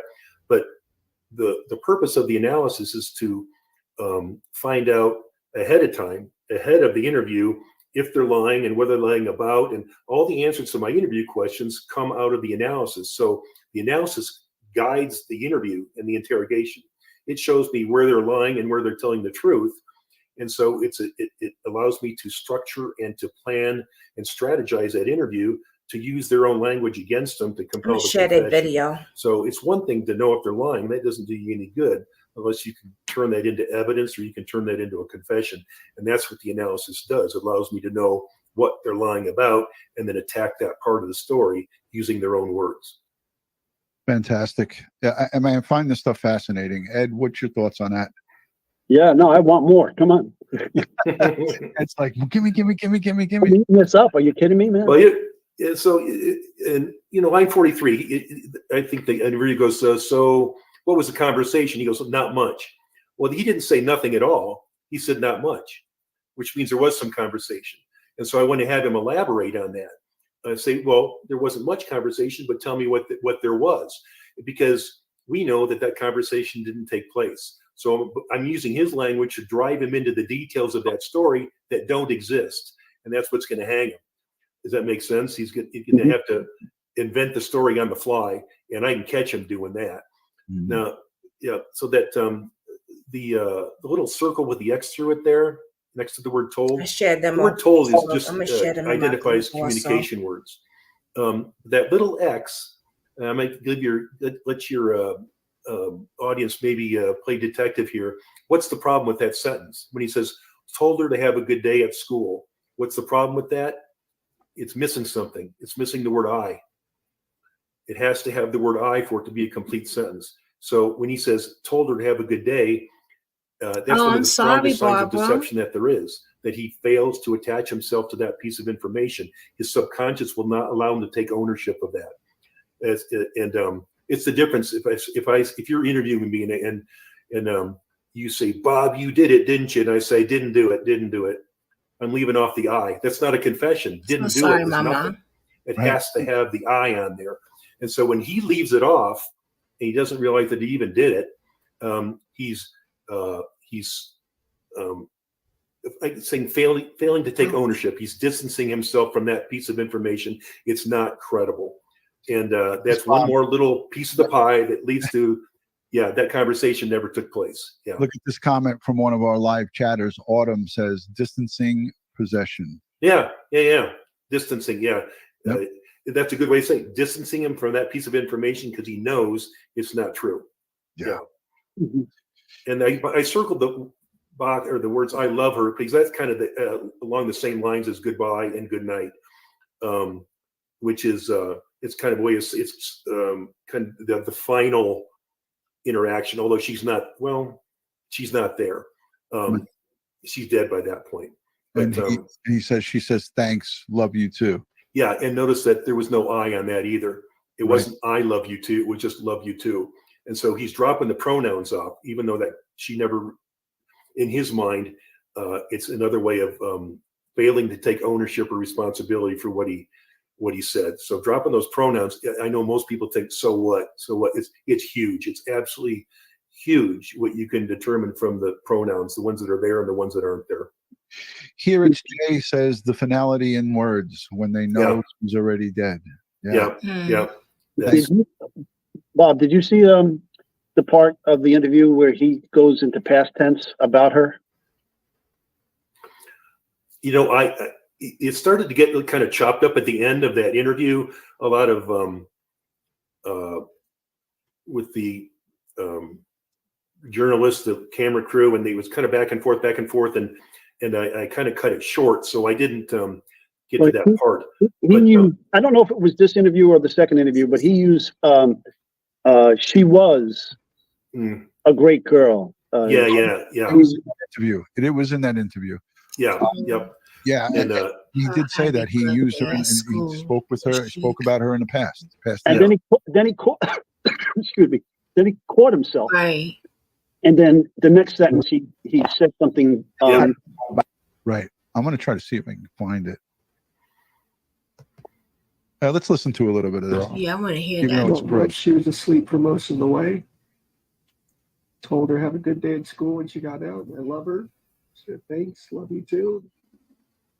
That was it. And so where do you think she could possibly be? I mean, this isn't, as I was told, this isn't normal behavior.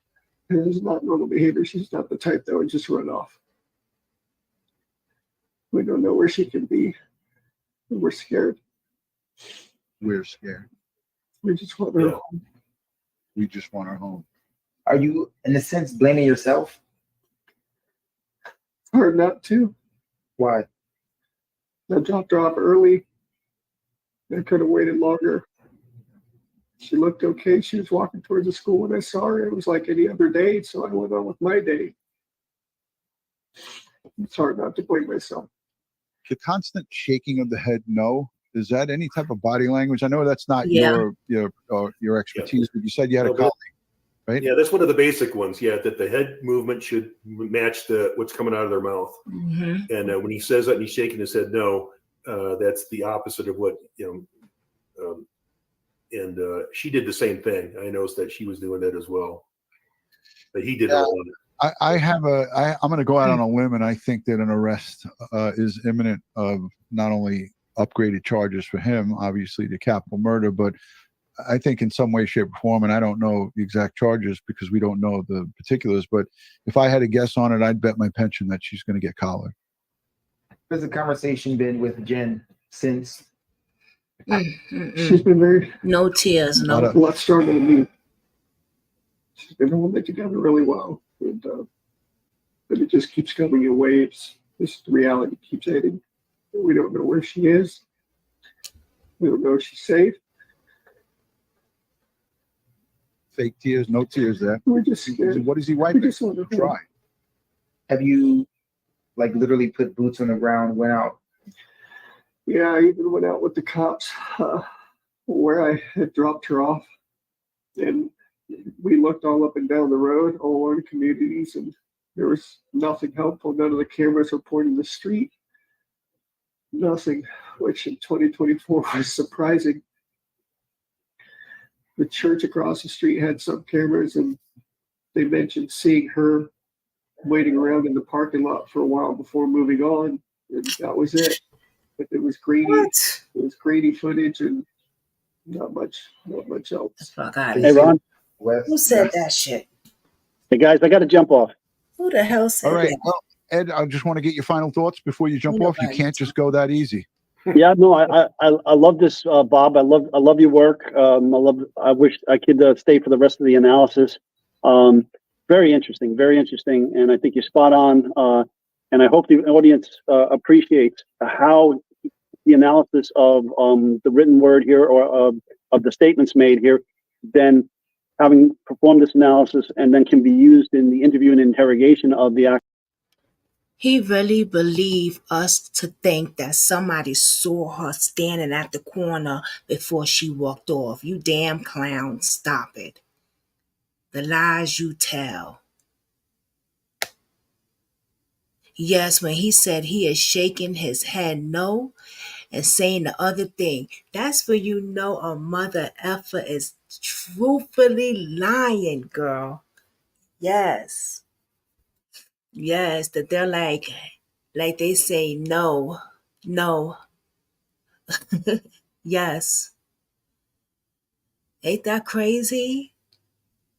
That's crazy. Can't even keep eye contact. The mother was even worse. And his eyes is red because he probably smoked so much weed, but you ain't got no tear coming out them. I wouldn't even want him to have a tear coming out those eyes because they would really be not genuine, just more practice on him. It's just making me ugh, like giving me ugh, like stop your shenanigans. Actual suspects. It's great stuff. I love it. So guys, I got to run. Always. Thanks, Ed. Thank you, Bob. All Stay right, Ed. safe. Stay prepared. Watch your six. Got to go. There you go. That's Ed's sign off. Thank you, Ed. Bob, I want to get to that part where he says she was it's coming up. So I'm going to speed it up. Tense, yeah. Yep. They said in the direction of the school. I'm like, Did she seem happy? Was she like, Direction of the what was the school. language? Not language verbally, language, body language. When you dropped her off, did she seem happy? Was she like, I'm going to meet my friends? She had a happy weekend. She just turned 13. She had a 13th birthday party. She was happy that we were all together here. And she was happy. She was very happy. She was a happy kid. She's very sweet. She's a very sweet girl. There you go. She brings a lot of joy to us, and we just. Now we have the advantage of knowing that he's in custody for, capital sexual battery. He actually had, went the extra step to be extra vile and record his crimes on his phone.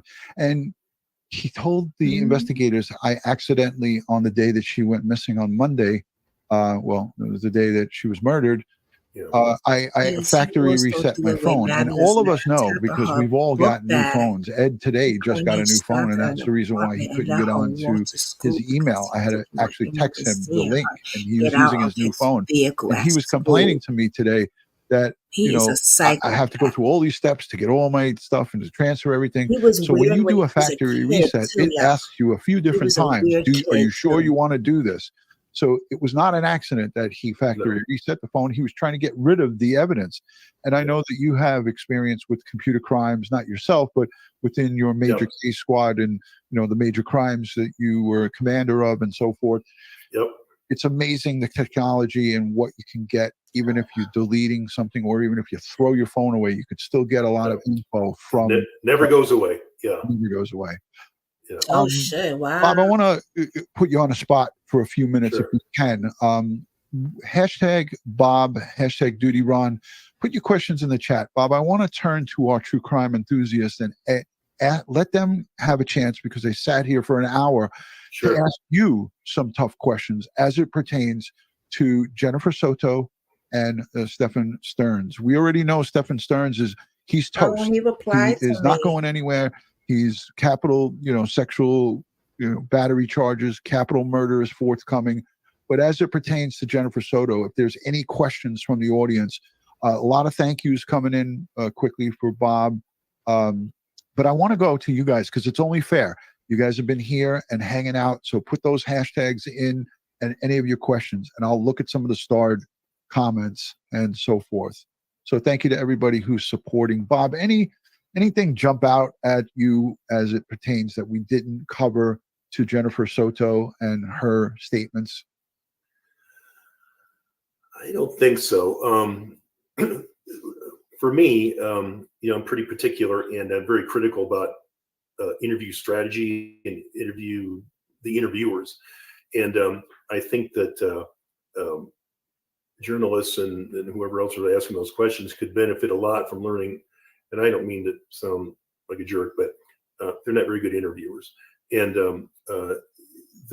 if they were to ask questions a certain way, in a better way, I think they'd get a lot better information out. And that's why the analysis that I had was probably not quite as thorough as I normally would like, because I wasn't able to ask the questions myself. And I just think that journalists and news people would really, really benefit from learning how to interview somebody, and I don't want to say how to interrogate them, but to get better information. Yeah. It's one of the big problems with the news. It's not their job to be detective investigators. So, most of them are just trying to get a story and get a piece for their newsroom, and they should. I feel that some of the training that they should receive it probably wouldn't be a big bulk of it, but they should definitely get some training as it pertains to interviewing potential subjects in crimes like this, because it definitely would be helpful. But some of them are really good. Out in Bakersfield, they did a phenomenal job of extracting a lot of information. The one and only interview that Trezell and Jacqueline West gave, they extracted a lot of good info. Let's look at the chat, because I know there's more. Okay, yeah, here's one. There was a parrot in the background, but we don't think it was a parrot. I think it was a reminder to feed the parrot, or a reminder to do something. I think it was an automated device, and people were thinking that it's a parrot. I don't have any confirmation, but people are like, well, there was a parrot screaming in the background or talking in the background. Behaviorists should talk to this bird. We know, Bob, you and I, you can't take testimony from a bird and put it into a court of law. So no matter what the bird said, it's not going to work. I did it. Yeah, that wouldn't be admissible. She was involved. He was involved. So here, Roxanne is asking you, putting you on the spot. Hashtag Bob, will we see Jennifer in an interrogation/arrest soon? She's gonna have to. I would be surprised if there wasn't some kind of charges coming out. And we talked earlier today about the police department's doing a pretty good job about keeping things close to them. And even though it might look like they got nothing, they don't know what they're doing, they don't have any information, they're at a dead end. And typically that's not the case. And I think based on the information that came out, I'd be shocked if, unless there's some really strong evidence to the contrary, that as though maybe she was also being victimized, and she was living in fear and terror. I'm gonna look into that. Something like that. I think just what we analyzed today shows that she had an involvement, and I'd be shocked if there wasn't something coming. Yeah. I could tend to feel the same way, and that's how I felt on Saturday when I first saw the two interviews that she did, and I don't think I shared that second Fox interview with you. I only shared the one where they were both, or did I share that Fox Blew me one away with you for a minute. as well? Yeah, a little bit. Yeah, and I looked at it later on. Yeah, okay. I actually had it earlier. Yeah, yeah. Chantel is going into an area where it's for another show. We're going to have a corrections expert, Anthony Ganji, come on with us to talk about this. Chantel Penton says, Duty Ron, do you think he will get prison justice? Let's hope so. I mean, prisons, jails, he's in a jail right now, so he's not in prison. Prison is when you, as we know, get sentenced and you get your state time and you go upstate, you go to a state prison. He's now in a local jail, and those sometimes are worse than the prisons because all of the local bad guys and girls are in those jails awaiting either some type of resolution to their case or, like in his instance, waiting to go to trial on charges or waiting to get upgraded charges. He's not even waiting to go to trial. He's in suspended animation. So jails are some of the places where some of the more some inmates get more injured. They have more of a propensity to have some type of engagement because they're not looking at them like when you have permanent housing. It's a structured thing. You're up in the state, and it's a little bit tighter. But with the notoriety, this case too, and these sex crimes, they might have them under a special watch as well and keep them isolated from other people. Yeah. Absolutely.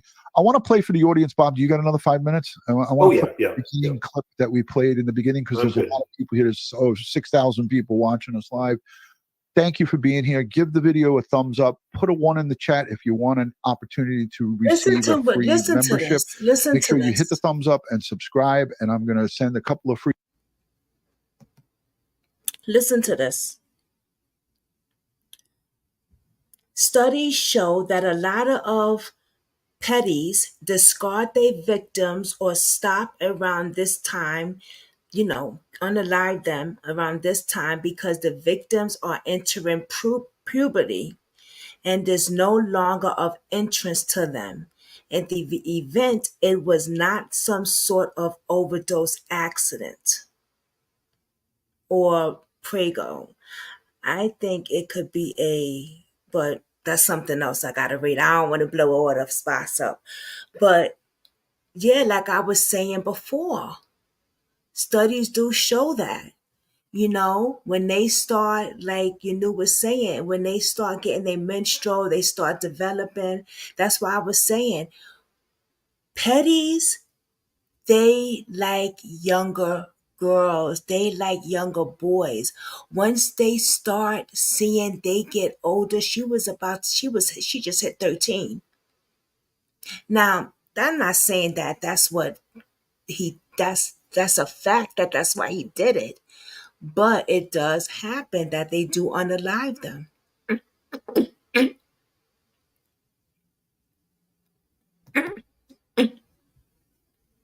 Free memberships while we watch this clip But on what you send me, Jennifer Soto Barbara, and oh, some you know, I'm gonna developing look into that. I information mean, and inconsistencies in her you story. know, And that's what I'm we talked definitely about gonna for look this into whole that. hour with Bob. Thank you, babe. The story Madeline's mother provided law enforcement doesn't line up with what investigators know. We spoke one-on-one with Jennifer Soto last Tuesday. Good afternoon. I'm Darlene Jones. And I'm Greg Wormuth. At that point, her daughter Madeline had been missing for one day. She told us that Stephen Stearns, her boyfriend and now the prime suspect in Madeline's death, had taken the teenager to school. She said the last conversation she had with the 13-year-old was the night before. But this report we got a hold of today shows she told deputies she saw her daughter the morning of her disappearance. Channel 9 investigative reporter Shannon Butler has been digging into the details of this case. She joins us live in studio. And Shannon, that's not the only thing you noticed in this new report. Greg, no one has been charged in Madeline Soto's death, but we do know investigators are looking into who knew what and when. And some of that means looking at those initial interviews of the couple and the ones later on. Sources tell me the statements about the timeline are not consistent. Jennifer Soto told us last week that the last conversation she had with her daughter was about her 13th birthday party the night before Maddie disappeared. I told her good night and yeah, that was it. But according to documents, Sunday night was not the last time Soto saw Maddie. New documents show that Maddie's mom told deputies on February 26th that she saw her daughter getting dressed for school at 8 o'clock that morning and that her boyfriend then took the teen to school. But since that initial report was taken, we learned from the Orange County Sheriff that Maddie was likely dead earlier than that. Our detectives have determined that Madeline was never dropped Could be a off. possibility, Instead, y'all. we believe she was already Gotta wait dead for the autopsy. at the time, and that Stephen Stearns moved her body in the early morning hours on that day. Channel 9 has been going through statements from Stephen Stearns and Soto trying to piece together what happened the last few hours of the little girl's life, starting with our interview of the couple. Her mom told us last week. We dropped her off at school, close to school. Hey, Bob, that was the part that everyone was really not happy with, this right here. Her consoling him, putting her arms around him during that interview. It's just classic. And you know what? I want to bring us back on just for a second. The party. I have no doubts that she is a battered woman. He has probably commanded and controlled her and beat her probably over the course of time. There's no question in my mind that he is completely in control of her and she is definitely afraid of him. But that's no excuse. That's your flesh and blood. And if you have any type of information or if you have knowledge, and we saw this with the case of Harmony Montgomery, it was just the reverse. It was the father who had no regard for his daughter's life, and his new wife had knowledge that he had killed her and smushed her and condensed her and put her in the ceiling and dragged her to a meat locker and stored her and had all of that knowledge and didn't say one word. One word. And she claimed that, she was afraid for her life. I don't doubt for 1 minute we're going to hear a defense from her that she was frightened. Your thoughts? Oh yeah, I think that's going to be her defense. I also feel like maybe she's acting that way, consoling him because she feels like she needs to protect herself too from the legal system. I think she knows that she's probably in line for some discipline, and that they're kind of in it together. But I think she's deeply entrenched in probably the abuse, but she's also entrenched in what he was doing. She knew about it. I'm again speculating, but I feel pretty confident she knew about it, and that makes her a kind of complicit in his crimes. And she's knows that they're in this together, and and that when he goes, she goes. And I have a feeling that there's, and and who knows what they talked about. It could be that, hey Stefan, I know you didn't mean it. I know you did something you couldn't help, and who knows? There's some flaky thought processes out there. Yeah. And a lot of people are asking the questions in the online chat groups and all over Reddit and Facebook. Did she have knowledge that her boyfriend, her significant other, was sexually abusing her daughter? And that's a question that's unanswered. None of us know. Only one that knows is the two of them, and maybe anybody who Maddie might have told or tried to reach out. And we heard some rumors that she cried out for help to some friends and some other people. But as this investigation unfolds, we'll continue to hear more as it pertains to that. But as of right now, people are just speculating because nothing's going out there right now. Everything's quiet. And when things are quiet, that's when investigations are really ramping up. And when police are not giving statements, when you don't hear anything more from the mom anymore, you know that things are happening, that the wheels of justice are spinning. So I'm wondering if the fact that she turned 13 has something to do with it. Went from being a kid to now a teen, and she's kind of, kind of matured to the point. My big question in my head was, why that night? Why did it happen that night? And I don't know that it's a coincidence that it's because she turned 13. It could be, Bob, but people speculate that she was about to come out and tell the police or say, hey, I'm a teenager now. I'm not taking this anymore. And then there was also a rumor that she was pregnant, and none of us know any of this information. In the autopsies, which it has been completed already, we know the autopsy's done. The reports are there. If, in fact, she was pregnant, that's part of the exam. Tell me about your neighbors. They're black. There's just something real strange about her, There she is, slaving away. That's what they're going to do. They'll find out. But at this point right now, we do not know what's the case. So there could be many possibilities of why it happened that night, on the night of her celebration. It wasn't her 13th birthday. Her 13th birthday was, I think, on Wednesday or Thursday. But they celebrated it that night, and that was when her life ended, according to police. And it could be a multitude of different things. But I have a feeling. I don't think it's by coincidence. This is probably something that's been building up. This isn't just one day she said, I'm going to tell. I'm telling you. I'm exposing you. I'm done with you raping me. I'm done with you. She could have been leading up to this and having little moments of strength, little moments of pushback. But let's take a listen to the rest of this, and we'll show your website, because I want to promote some of the work that you do. Interview of the couple. Her mom told us last week. We dropped her off at school, close to school. She wanted to walk the rest. And coincidentally, the close to school, I have looked at where that church is. You have to go across a 4-lane highway to the school. That is not somewhere where anybody would drop a kid off. Like if I drop my kid off a block and a half or 2 blocks away from school, he'd be like, Dad. And that's a boy. What are you doing? No, I'm tired. Allegedly, according to them, she was sleeping. You're going to just wake her up and say, oh, okay, get out right here. Go, walk across the 4-lane highway, go to school. Well, that was another part. My question was, they have such a hard time finding video. Maybe that was intentional. Maybe there aren't any images, and there weren't, because, and I hate to think that this was planned, but the fact that they dropped off in that parking lot is because there were no witnesses to it, and there weren't any good cameras, and there might have been some prior knowledge of that. But again, that's the speculation. Absolutely. And there's talk that he also did do some drive arounds and came back around 8:30 She did say that? he could be seen on a camera, or there's a whole bunch of things floating around. By the way, there is still a vote.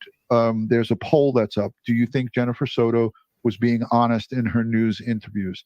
7% said yes, 80% said no, and 13% said she was afraid to be honest. So 70%, 80% said no, she was not honest, 7% said yes, and 13% agreed that she was afraid to be honest. There's 4,280 votes. Let's get those votes up. Make your voice count. I want to show that poll at the end of this. We're getting ready to wrap it up. I did his poll. But in that same interview, then said, did I? I was the one who took her to school in the morning. That was my partner. about the mother. Detectives believe Maddie was likely dead Okay. early Monday morning because the video timeline shows Maddie's belongings being dumped in a dumpster at 7:35 by Stearns. At 8:19, Sheriff Mina said video shows Maddie in Stearns' vehicle believed to be deceased. Since then, the case has moved to Kissimmee police, and sources Look at tell us those that Soto legs. has been interviewed multiple times by detectives at 2 agencies, and that they are looking closely at all the statements she's made. But officially, Kissimmee police won't comment.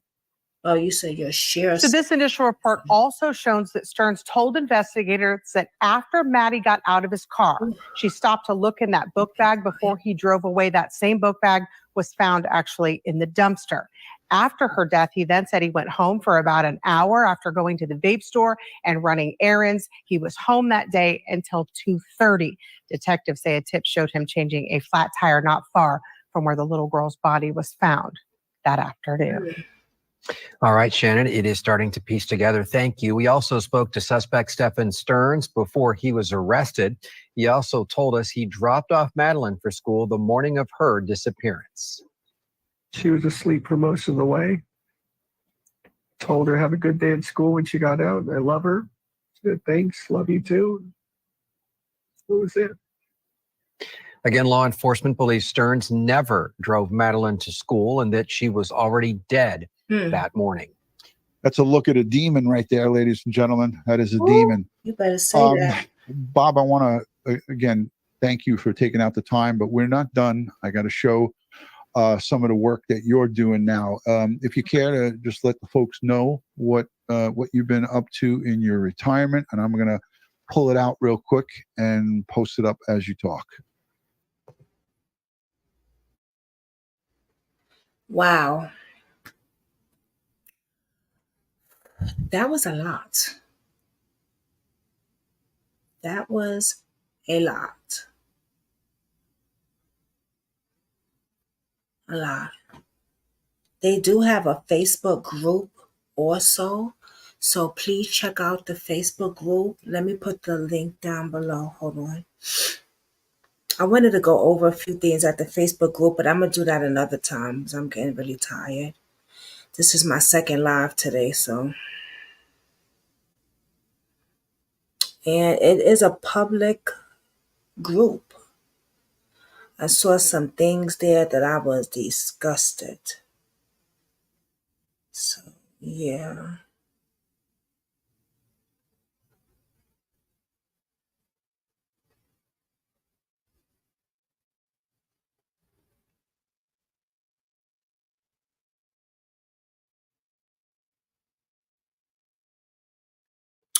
That is the Facebook group.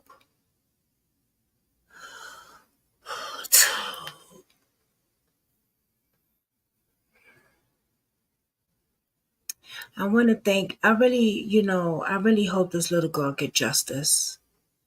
That was a lot of information. And now that he has been arrested, she needs to talk or arrest her ass too. Arrest her along with him and start pressing charges. And see, they haven't put no charges against him because they are still investigating and they're looking to see if she played a part as well. That's what I was told. That's what I saw. So that's why they haven't put charges out against him, because they want to see what's up with her thing. You know what I'm saying? They're looking at her too. And once her shit gets all rambled, they're gonna take her ass in too and put them cuffs on her too and put them charges together. Sure. They sure is. And since she hasn't said anything, I think they should arrest her behind. Yeah, they really should. Arrest her.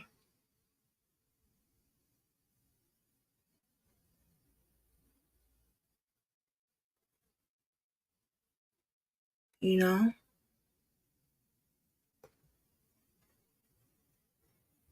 unless she's scared that she's gonna get caught. She could be scared that she's gonna get caught. There's two different scares there now. Might not be scared for domestic violence, but she might be scared that she's gonna get caught. Because there's a look of fear, there's a look of something, there's a look of ancientness, there's a look of it, something ain't right. And that look might be, I'm gonna get busted.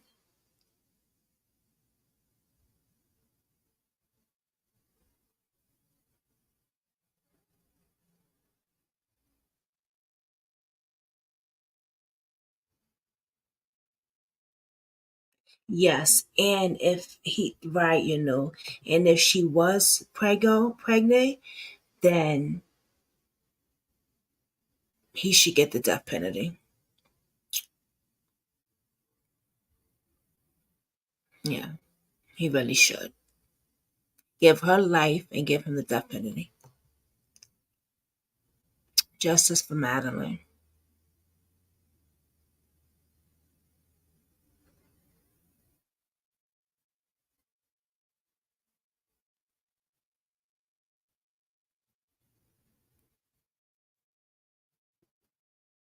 Prison won't be good to either of them. Um,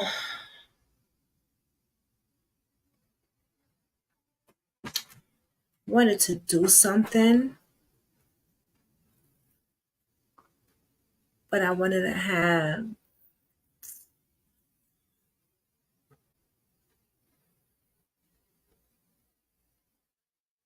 Let me look it up first.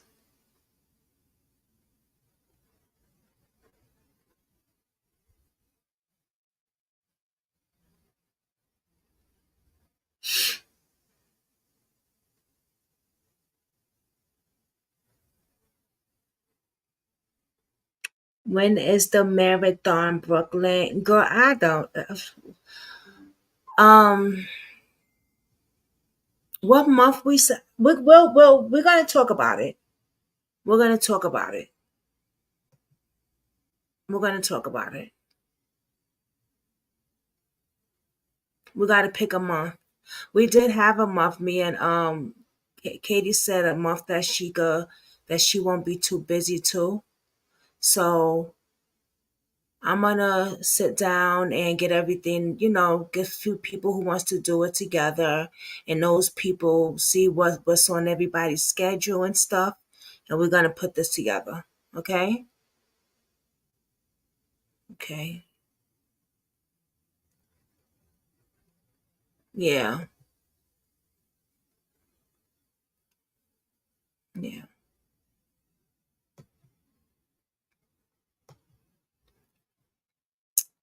She has eaten. Who has eaten today? Yeah, she has eaten today.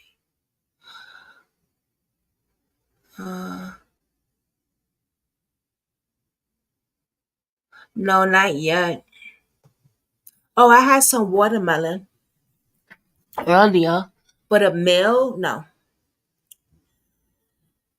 I had crackers. I've been like, water. Well, I'm thank God. You know what? I want to say thank you guys earlier so much. Oh, if I ate dinner today? No, not yet. Not yet, Katie. I had the watermelon earlier, the two nutrient bars. I didn't eat dinner yet. Sorry. I'm going to. I'm going to. But no, I did have two nutrient bars earlier. Right, Katie? I had some watermelon, and that's because I nearly almost passed out on live. Yeah, Dave was really worried. That's what I wanted to ask you, Katie. If I can give you Dave's phone number for an emergency. God forbid if anything happens in this house, like what happened today on live, but if I'm passed out and he's at work and he don't know,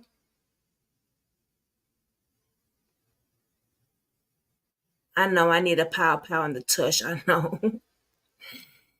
Okay, thank you. I just wanted to ask you because that was kind of scary earlier. And I was trying to play it off like, nah, I'm good. Let's just get through this Cody trial.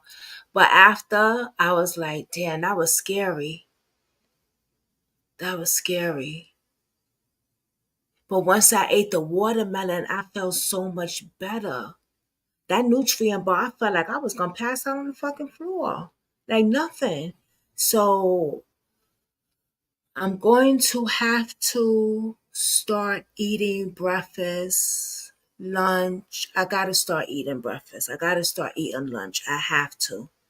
Because that feeling this morning wasn't the only thing that. Thank y'all for being here on live with me. Wow.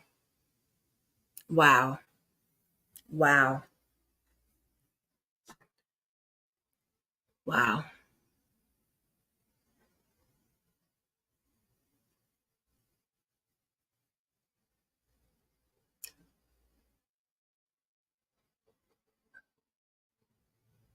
Oh, the appointment tomorrow is for the thing in my stomach though.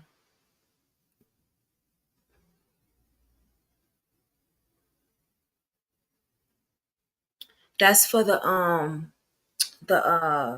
hernia, the appointment.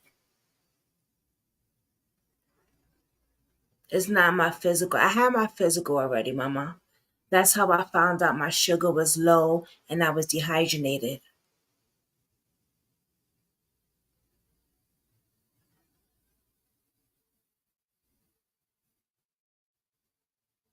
Oh, and I gotta get a diabetes machine. So when I'm at the doctor's tomorrow, my primary is in the next building. So since Dave is taking me, I'm gonna ask him to shoot over with me to the primary and request my diabetes machine. Cause I did that and I don't know why they didn't put it through. That was weird. Maybe I need to see a diabetic doctor. Maybe that's what I need to do. I hate all these goddamn fucking doctors, man. Damn. Doctor this and doctor that and doctor this and doctor that. Doctor. You think when you lose 80 pounds, you good. Um, I know Miss Relentless for answers.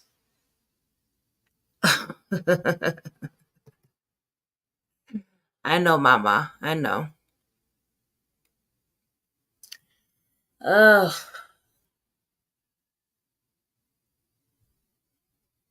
I missed a missed call from you. You call me? You call me? You call me? You call me? Call me? Oh, I know. It's in the group.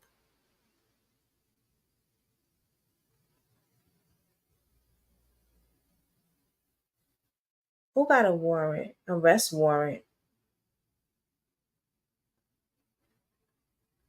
Affidavits. Yeah, I saw that in the group. I was gonna share that today, but I'm tired. That's why I'm gonna do another thing with her case. Plus, I want to look into it. So I want to look into it because I didn't get to really, with everything else that's going on. There's too many damn cases.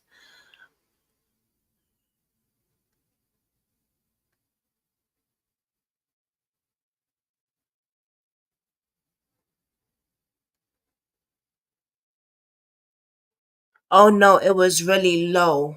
You mean my sugar was really low? That day we was live. Yeah, it was 60 something.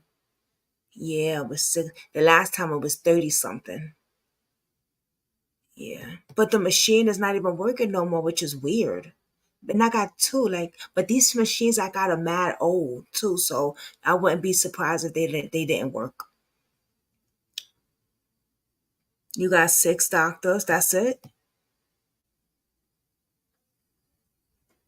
I'm on a marathon, Fanny. You don't want to know how many I got. I said that's it. I'm just messing with you, girl. That's a lot. You know I got to make a joke before we get off of here. We need a good laughter with all this stuff going on. We always end the show with a good laughter, Resentless. That's one thing. We try to at least, you know. Ugh.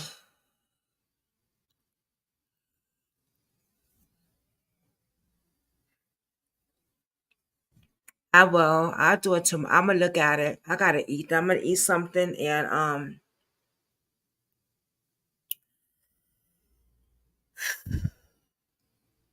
back to the trial tomorrow with Cody. Tomorrow with Cody. Oh, you know what I'm gonna do?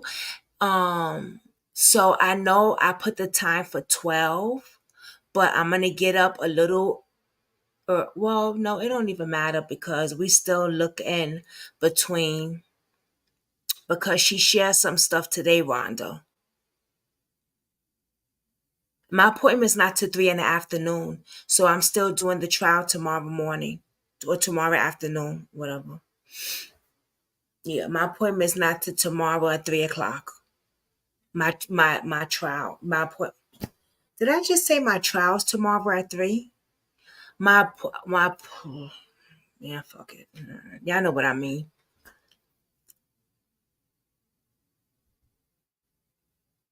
I know that's what Dave told me too today. You better start taking care of yourself. He was like, I don't want to lose you, sweet pea. I don't want to lose you. I don't want you to be back in the hospital. I don't want you to be back in the yeah. When I was in the hospital and in mass what you call that when they do that thing to you um what you call that thing? That shit really scared him. He thought I was gonna. That shit scared him. Um,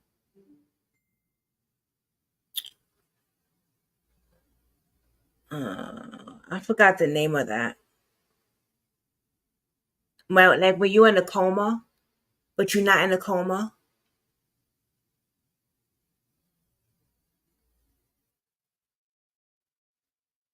Ammonia? No, no. Oh yeah, you remember when I had the pneumonia and the flu at the same time? No, when they do that thing to you, you could hear them, but you can't talk or anything. Not life support.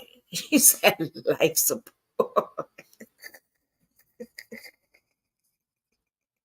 I'm so sorry for laughing. I'm tired now. That's why I'm a little giggy now. Intubate, yes. Intubate.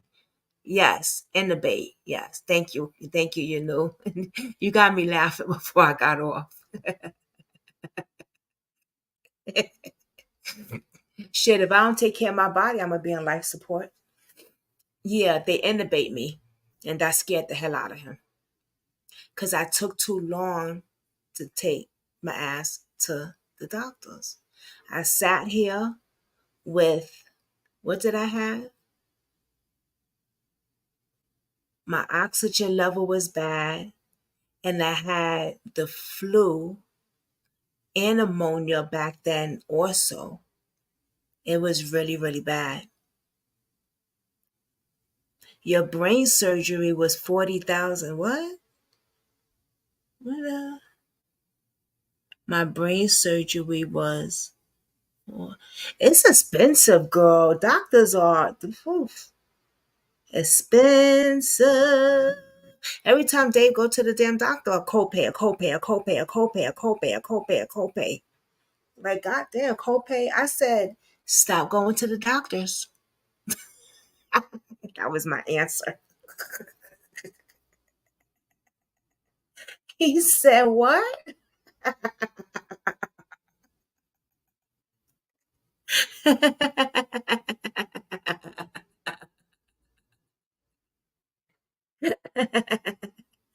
Oh, shit.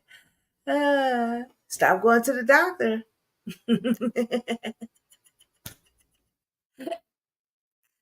I'm so stupid. He said, Sweet Pea, I gotta go to the doctor. It's my health. The fuck you want? I'm such a clown. Oh boy. That's the cost of a house. Well, damn. That is a lot of money. But she had a brain surgery though. But you got insurance? But even though when you have insurance, some people still have to pay. But still have to pay.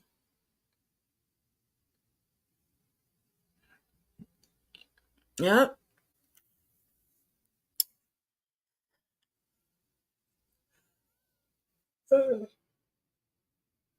All right, y'all. I'm gonna take my sleepy behind on and eat my food. And I tell y'all what, I'm gonna try to eat some oatmeal in the morning or banana. We got bananas. They bought bananas today. And we got food, like we got oatmeal, cereal. I just don't eat all that shit. Ugh. Ugh. But I did eat that nutrient bar today, but I should have done nothing. I nearly almost passed out. Um, oh, maybe if I eat like a boiled egg in the morning. I'm gonna try to eat some oatmeal tomorrow morning. I'll let y'all know. I say that now, but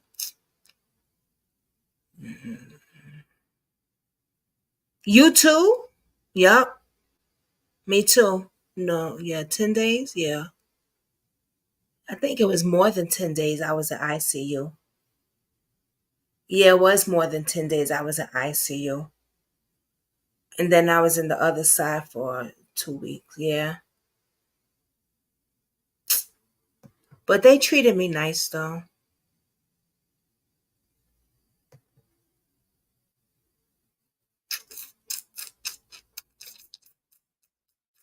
Good night, everybody. Have a blessed night. Let's keep everyone in our prayers. Be kind to everybody. Who is messaging me now? Jacqueline I don't know who that is. Have a blessed night, everybody, and be safe.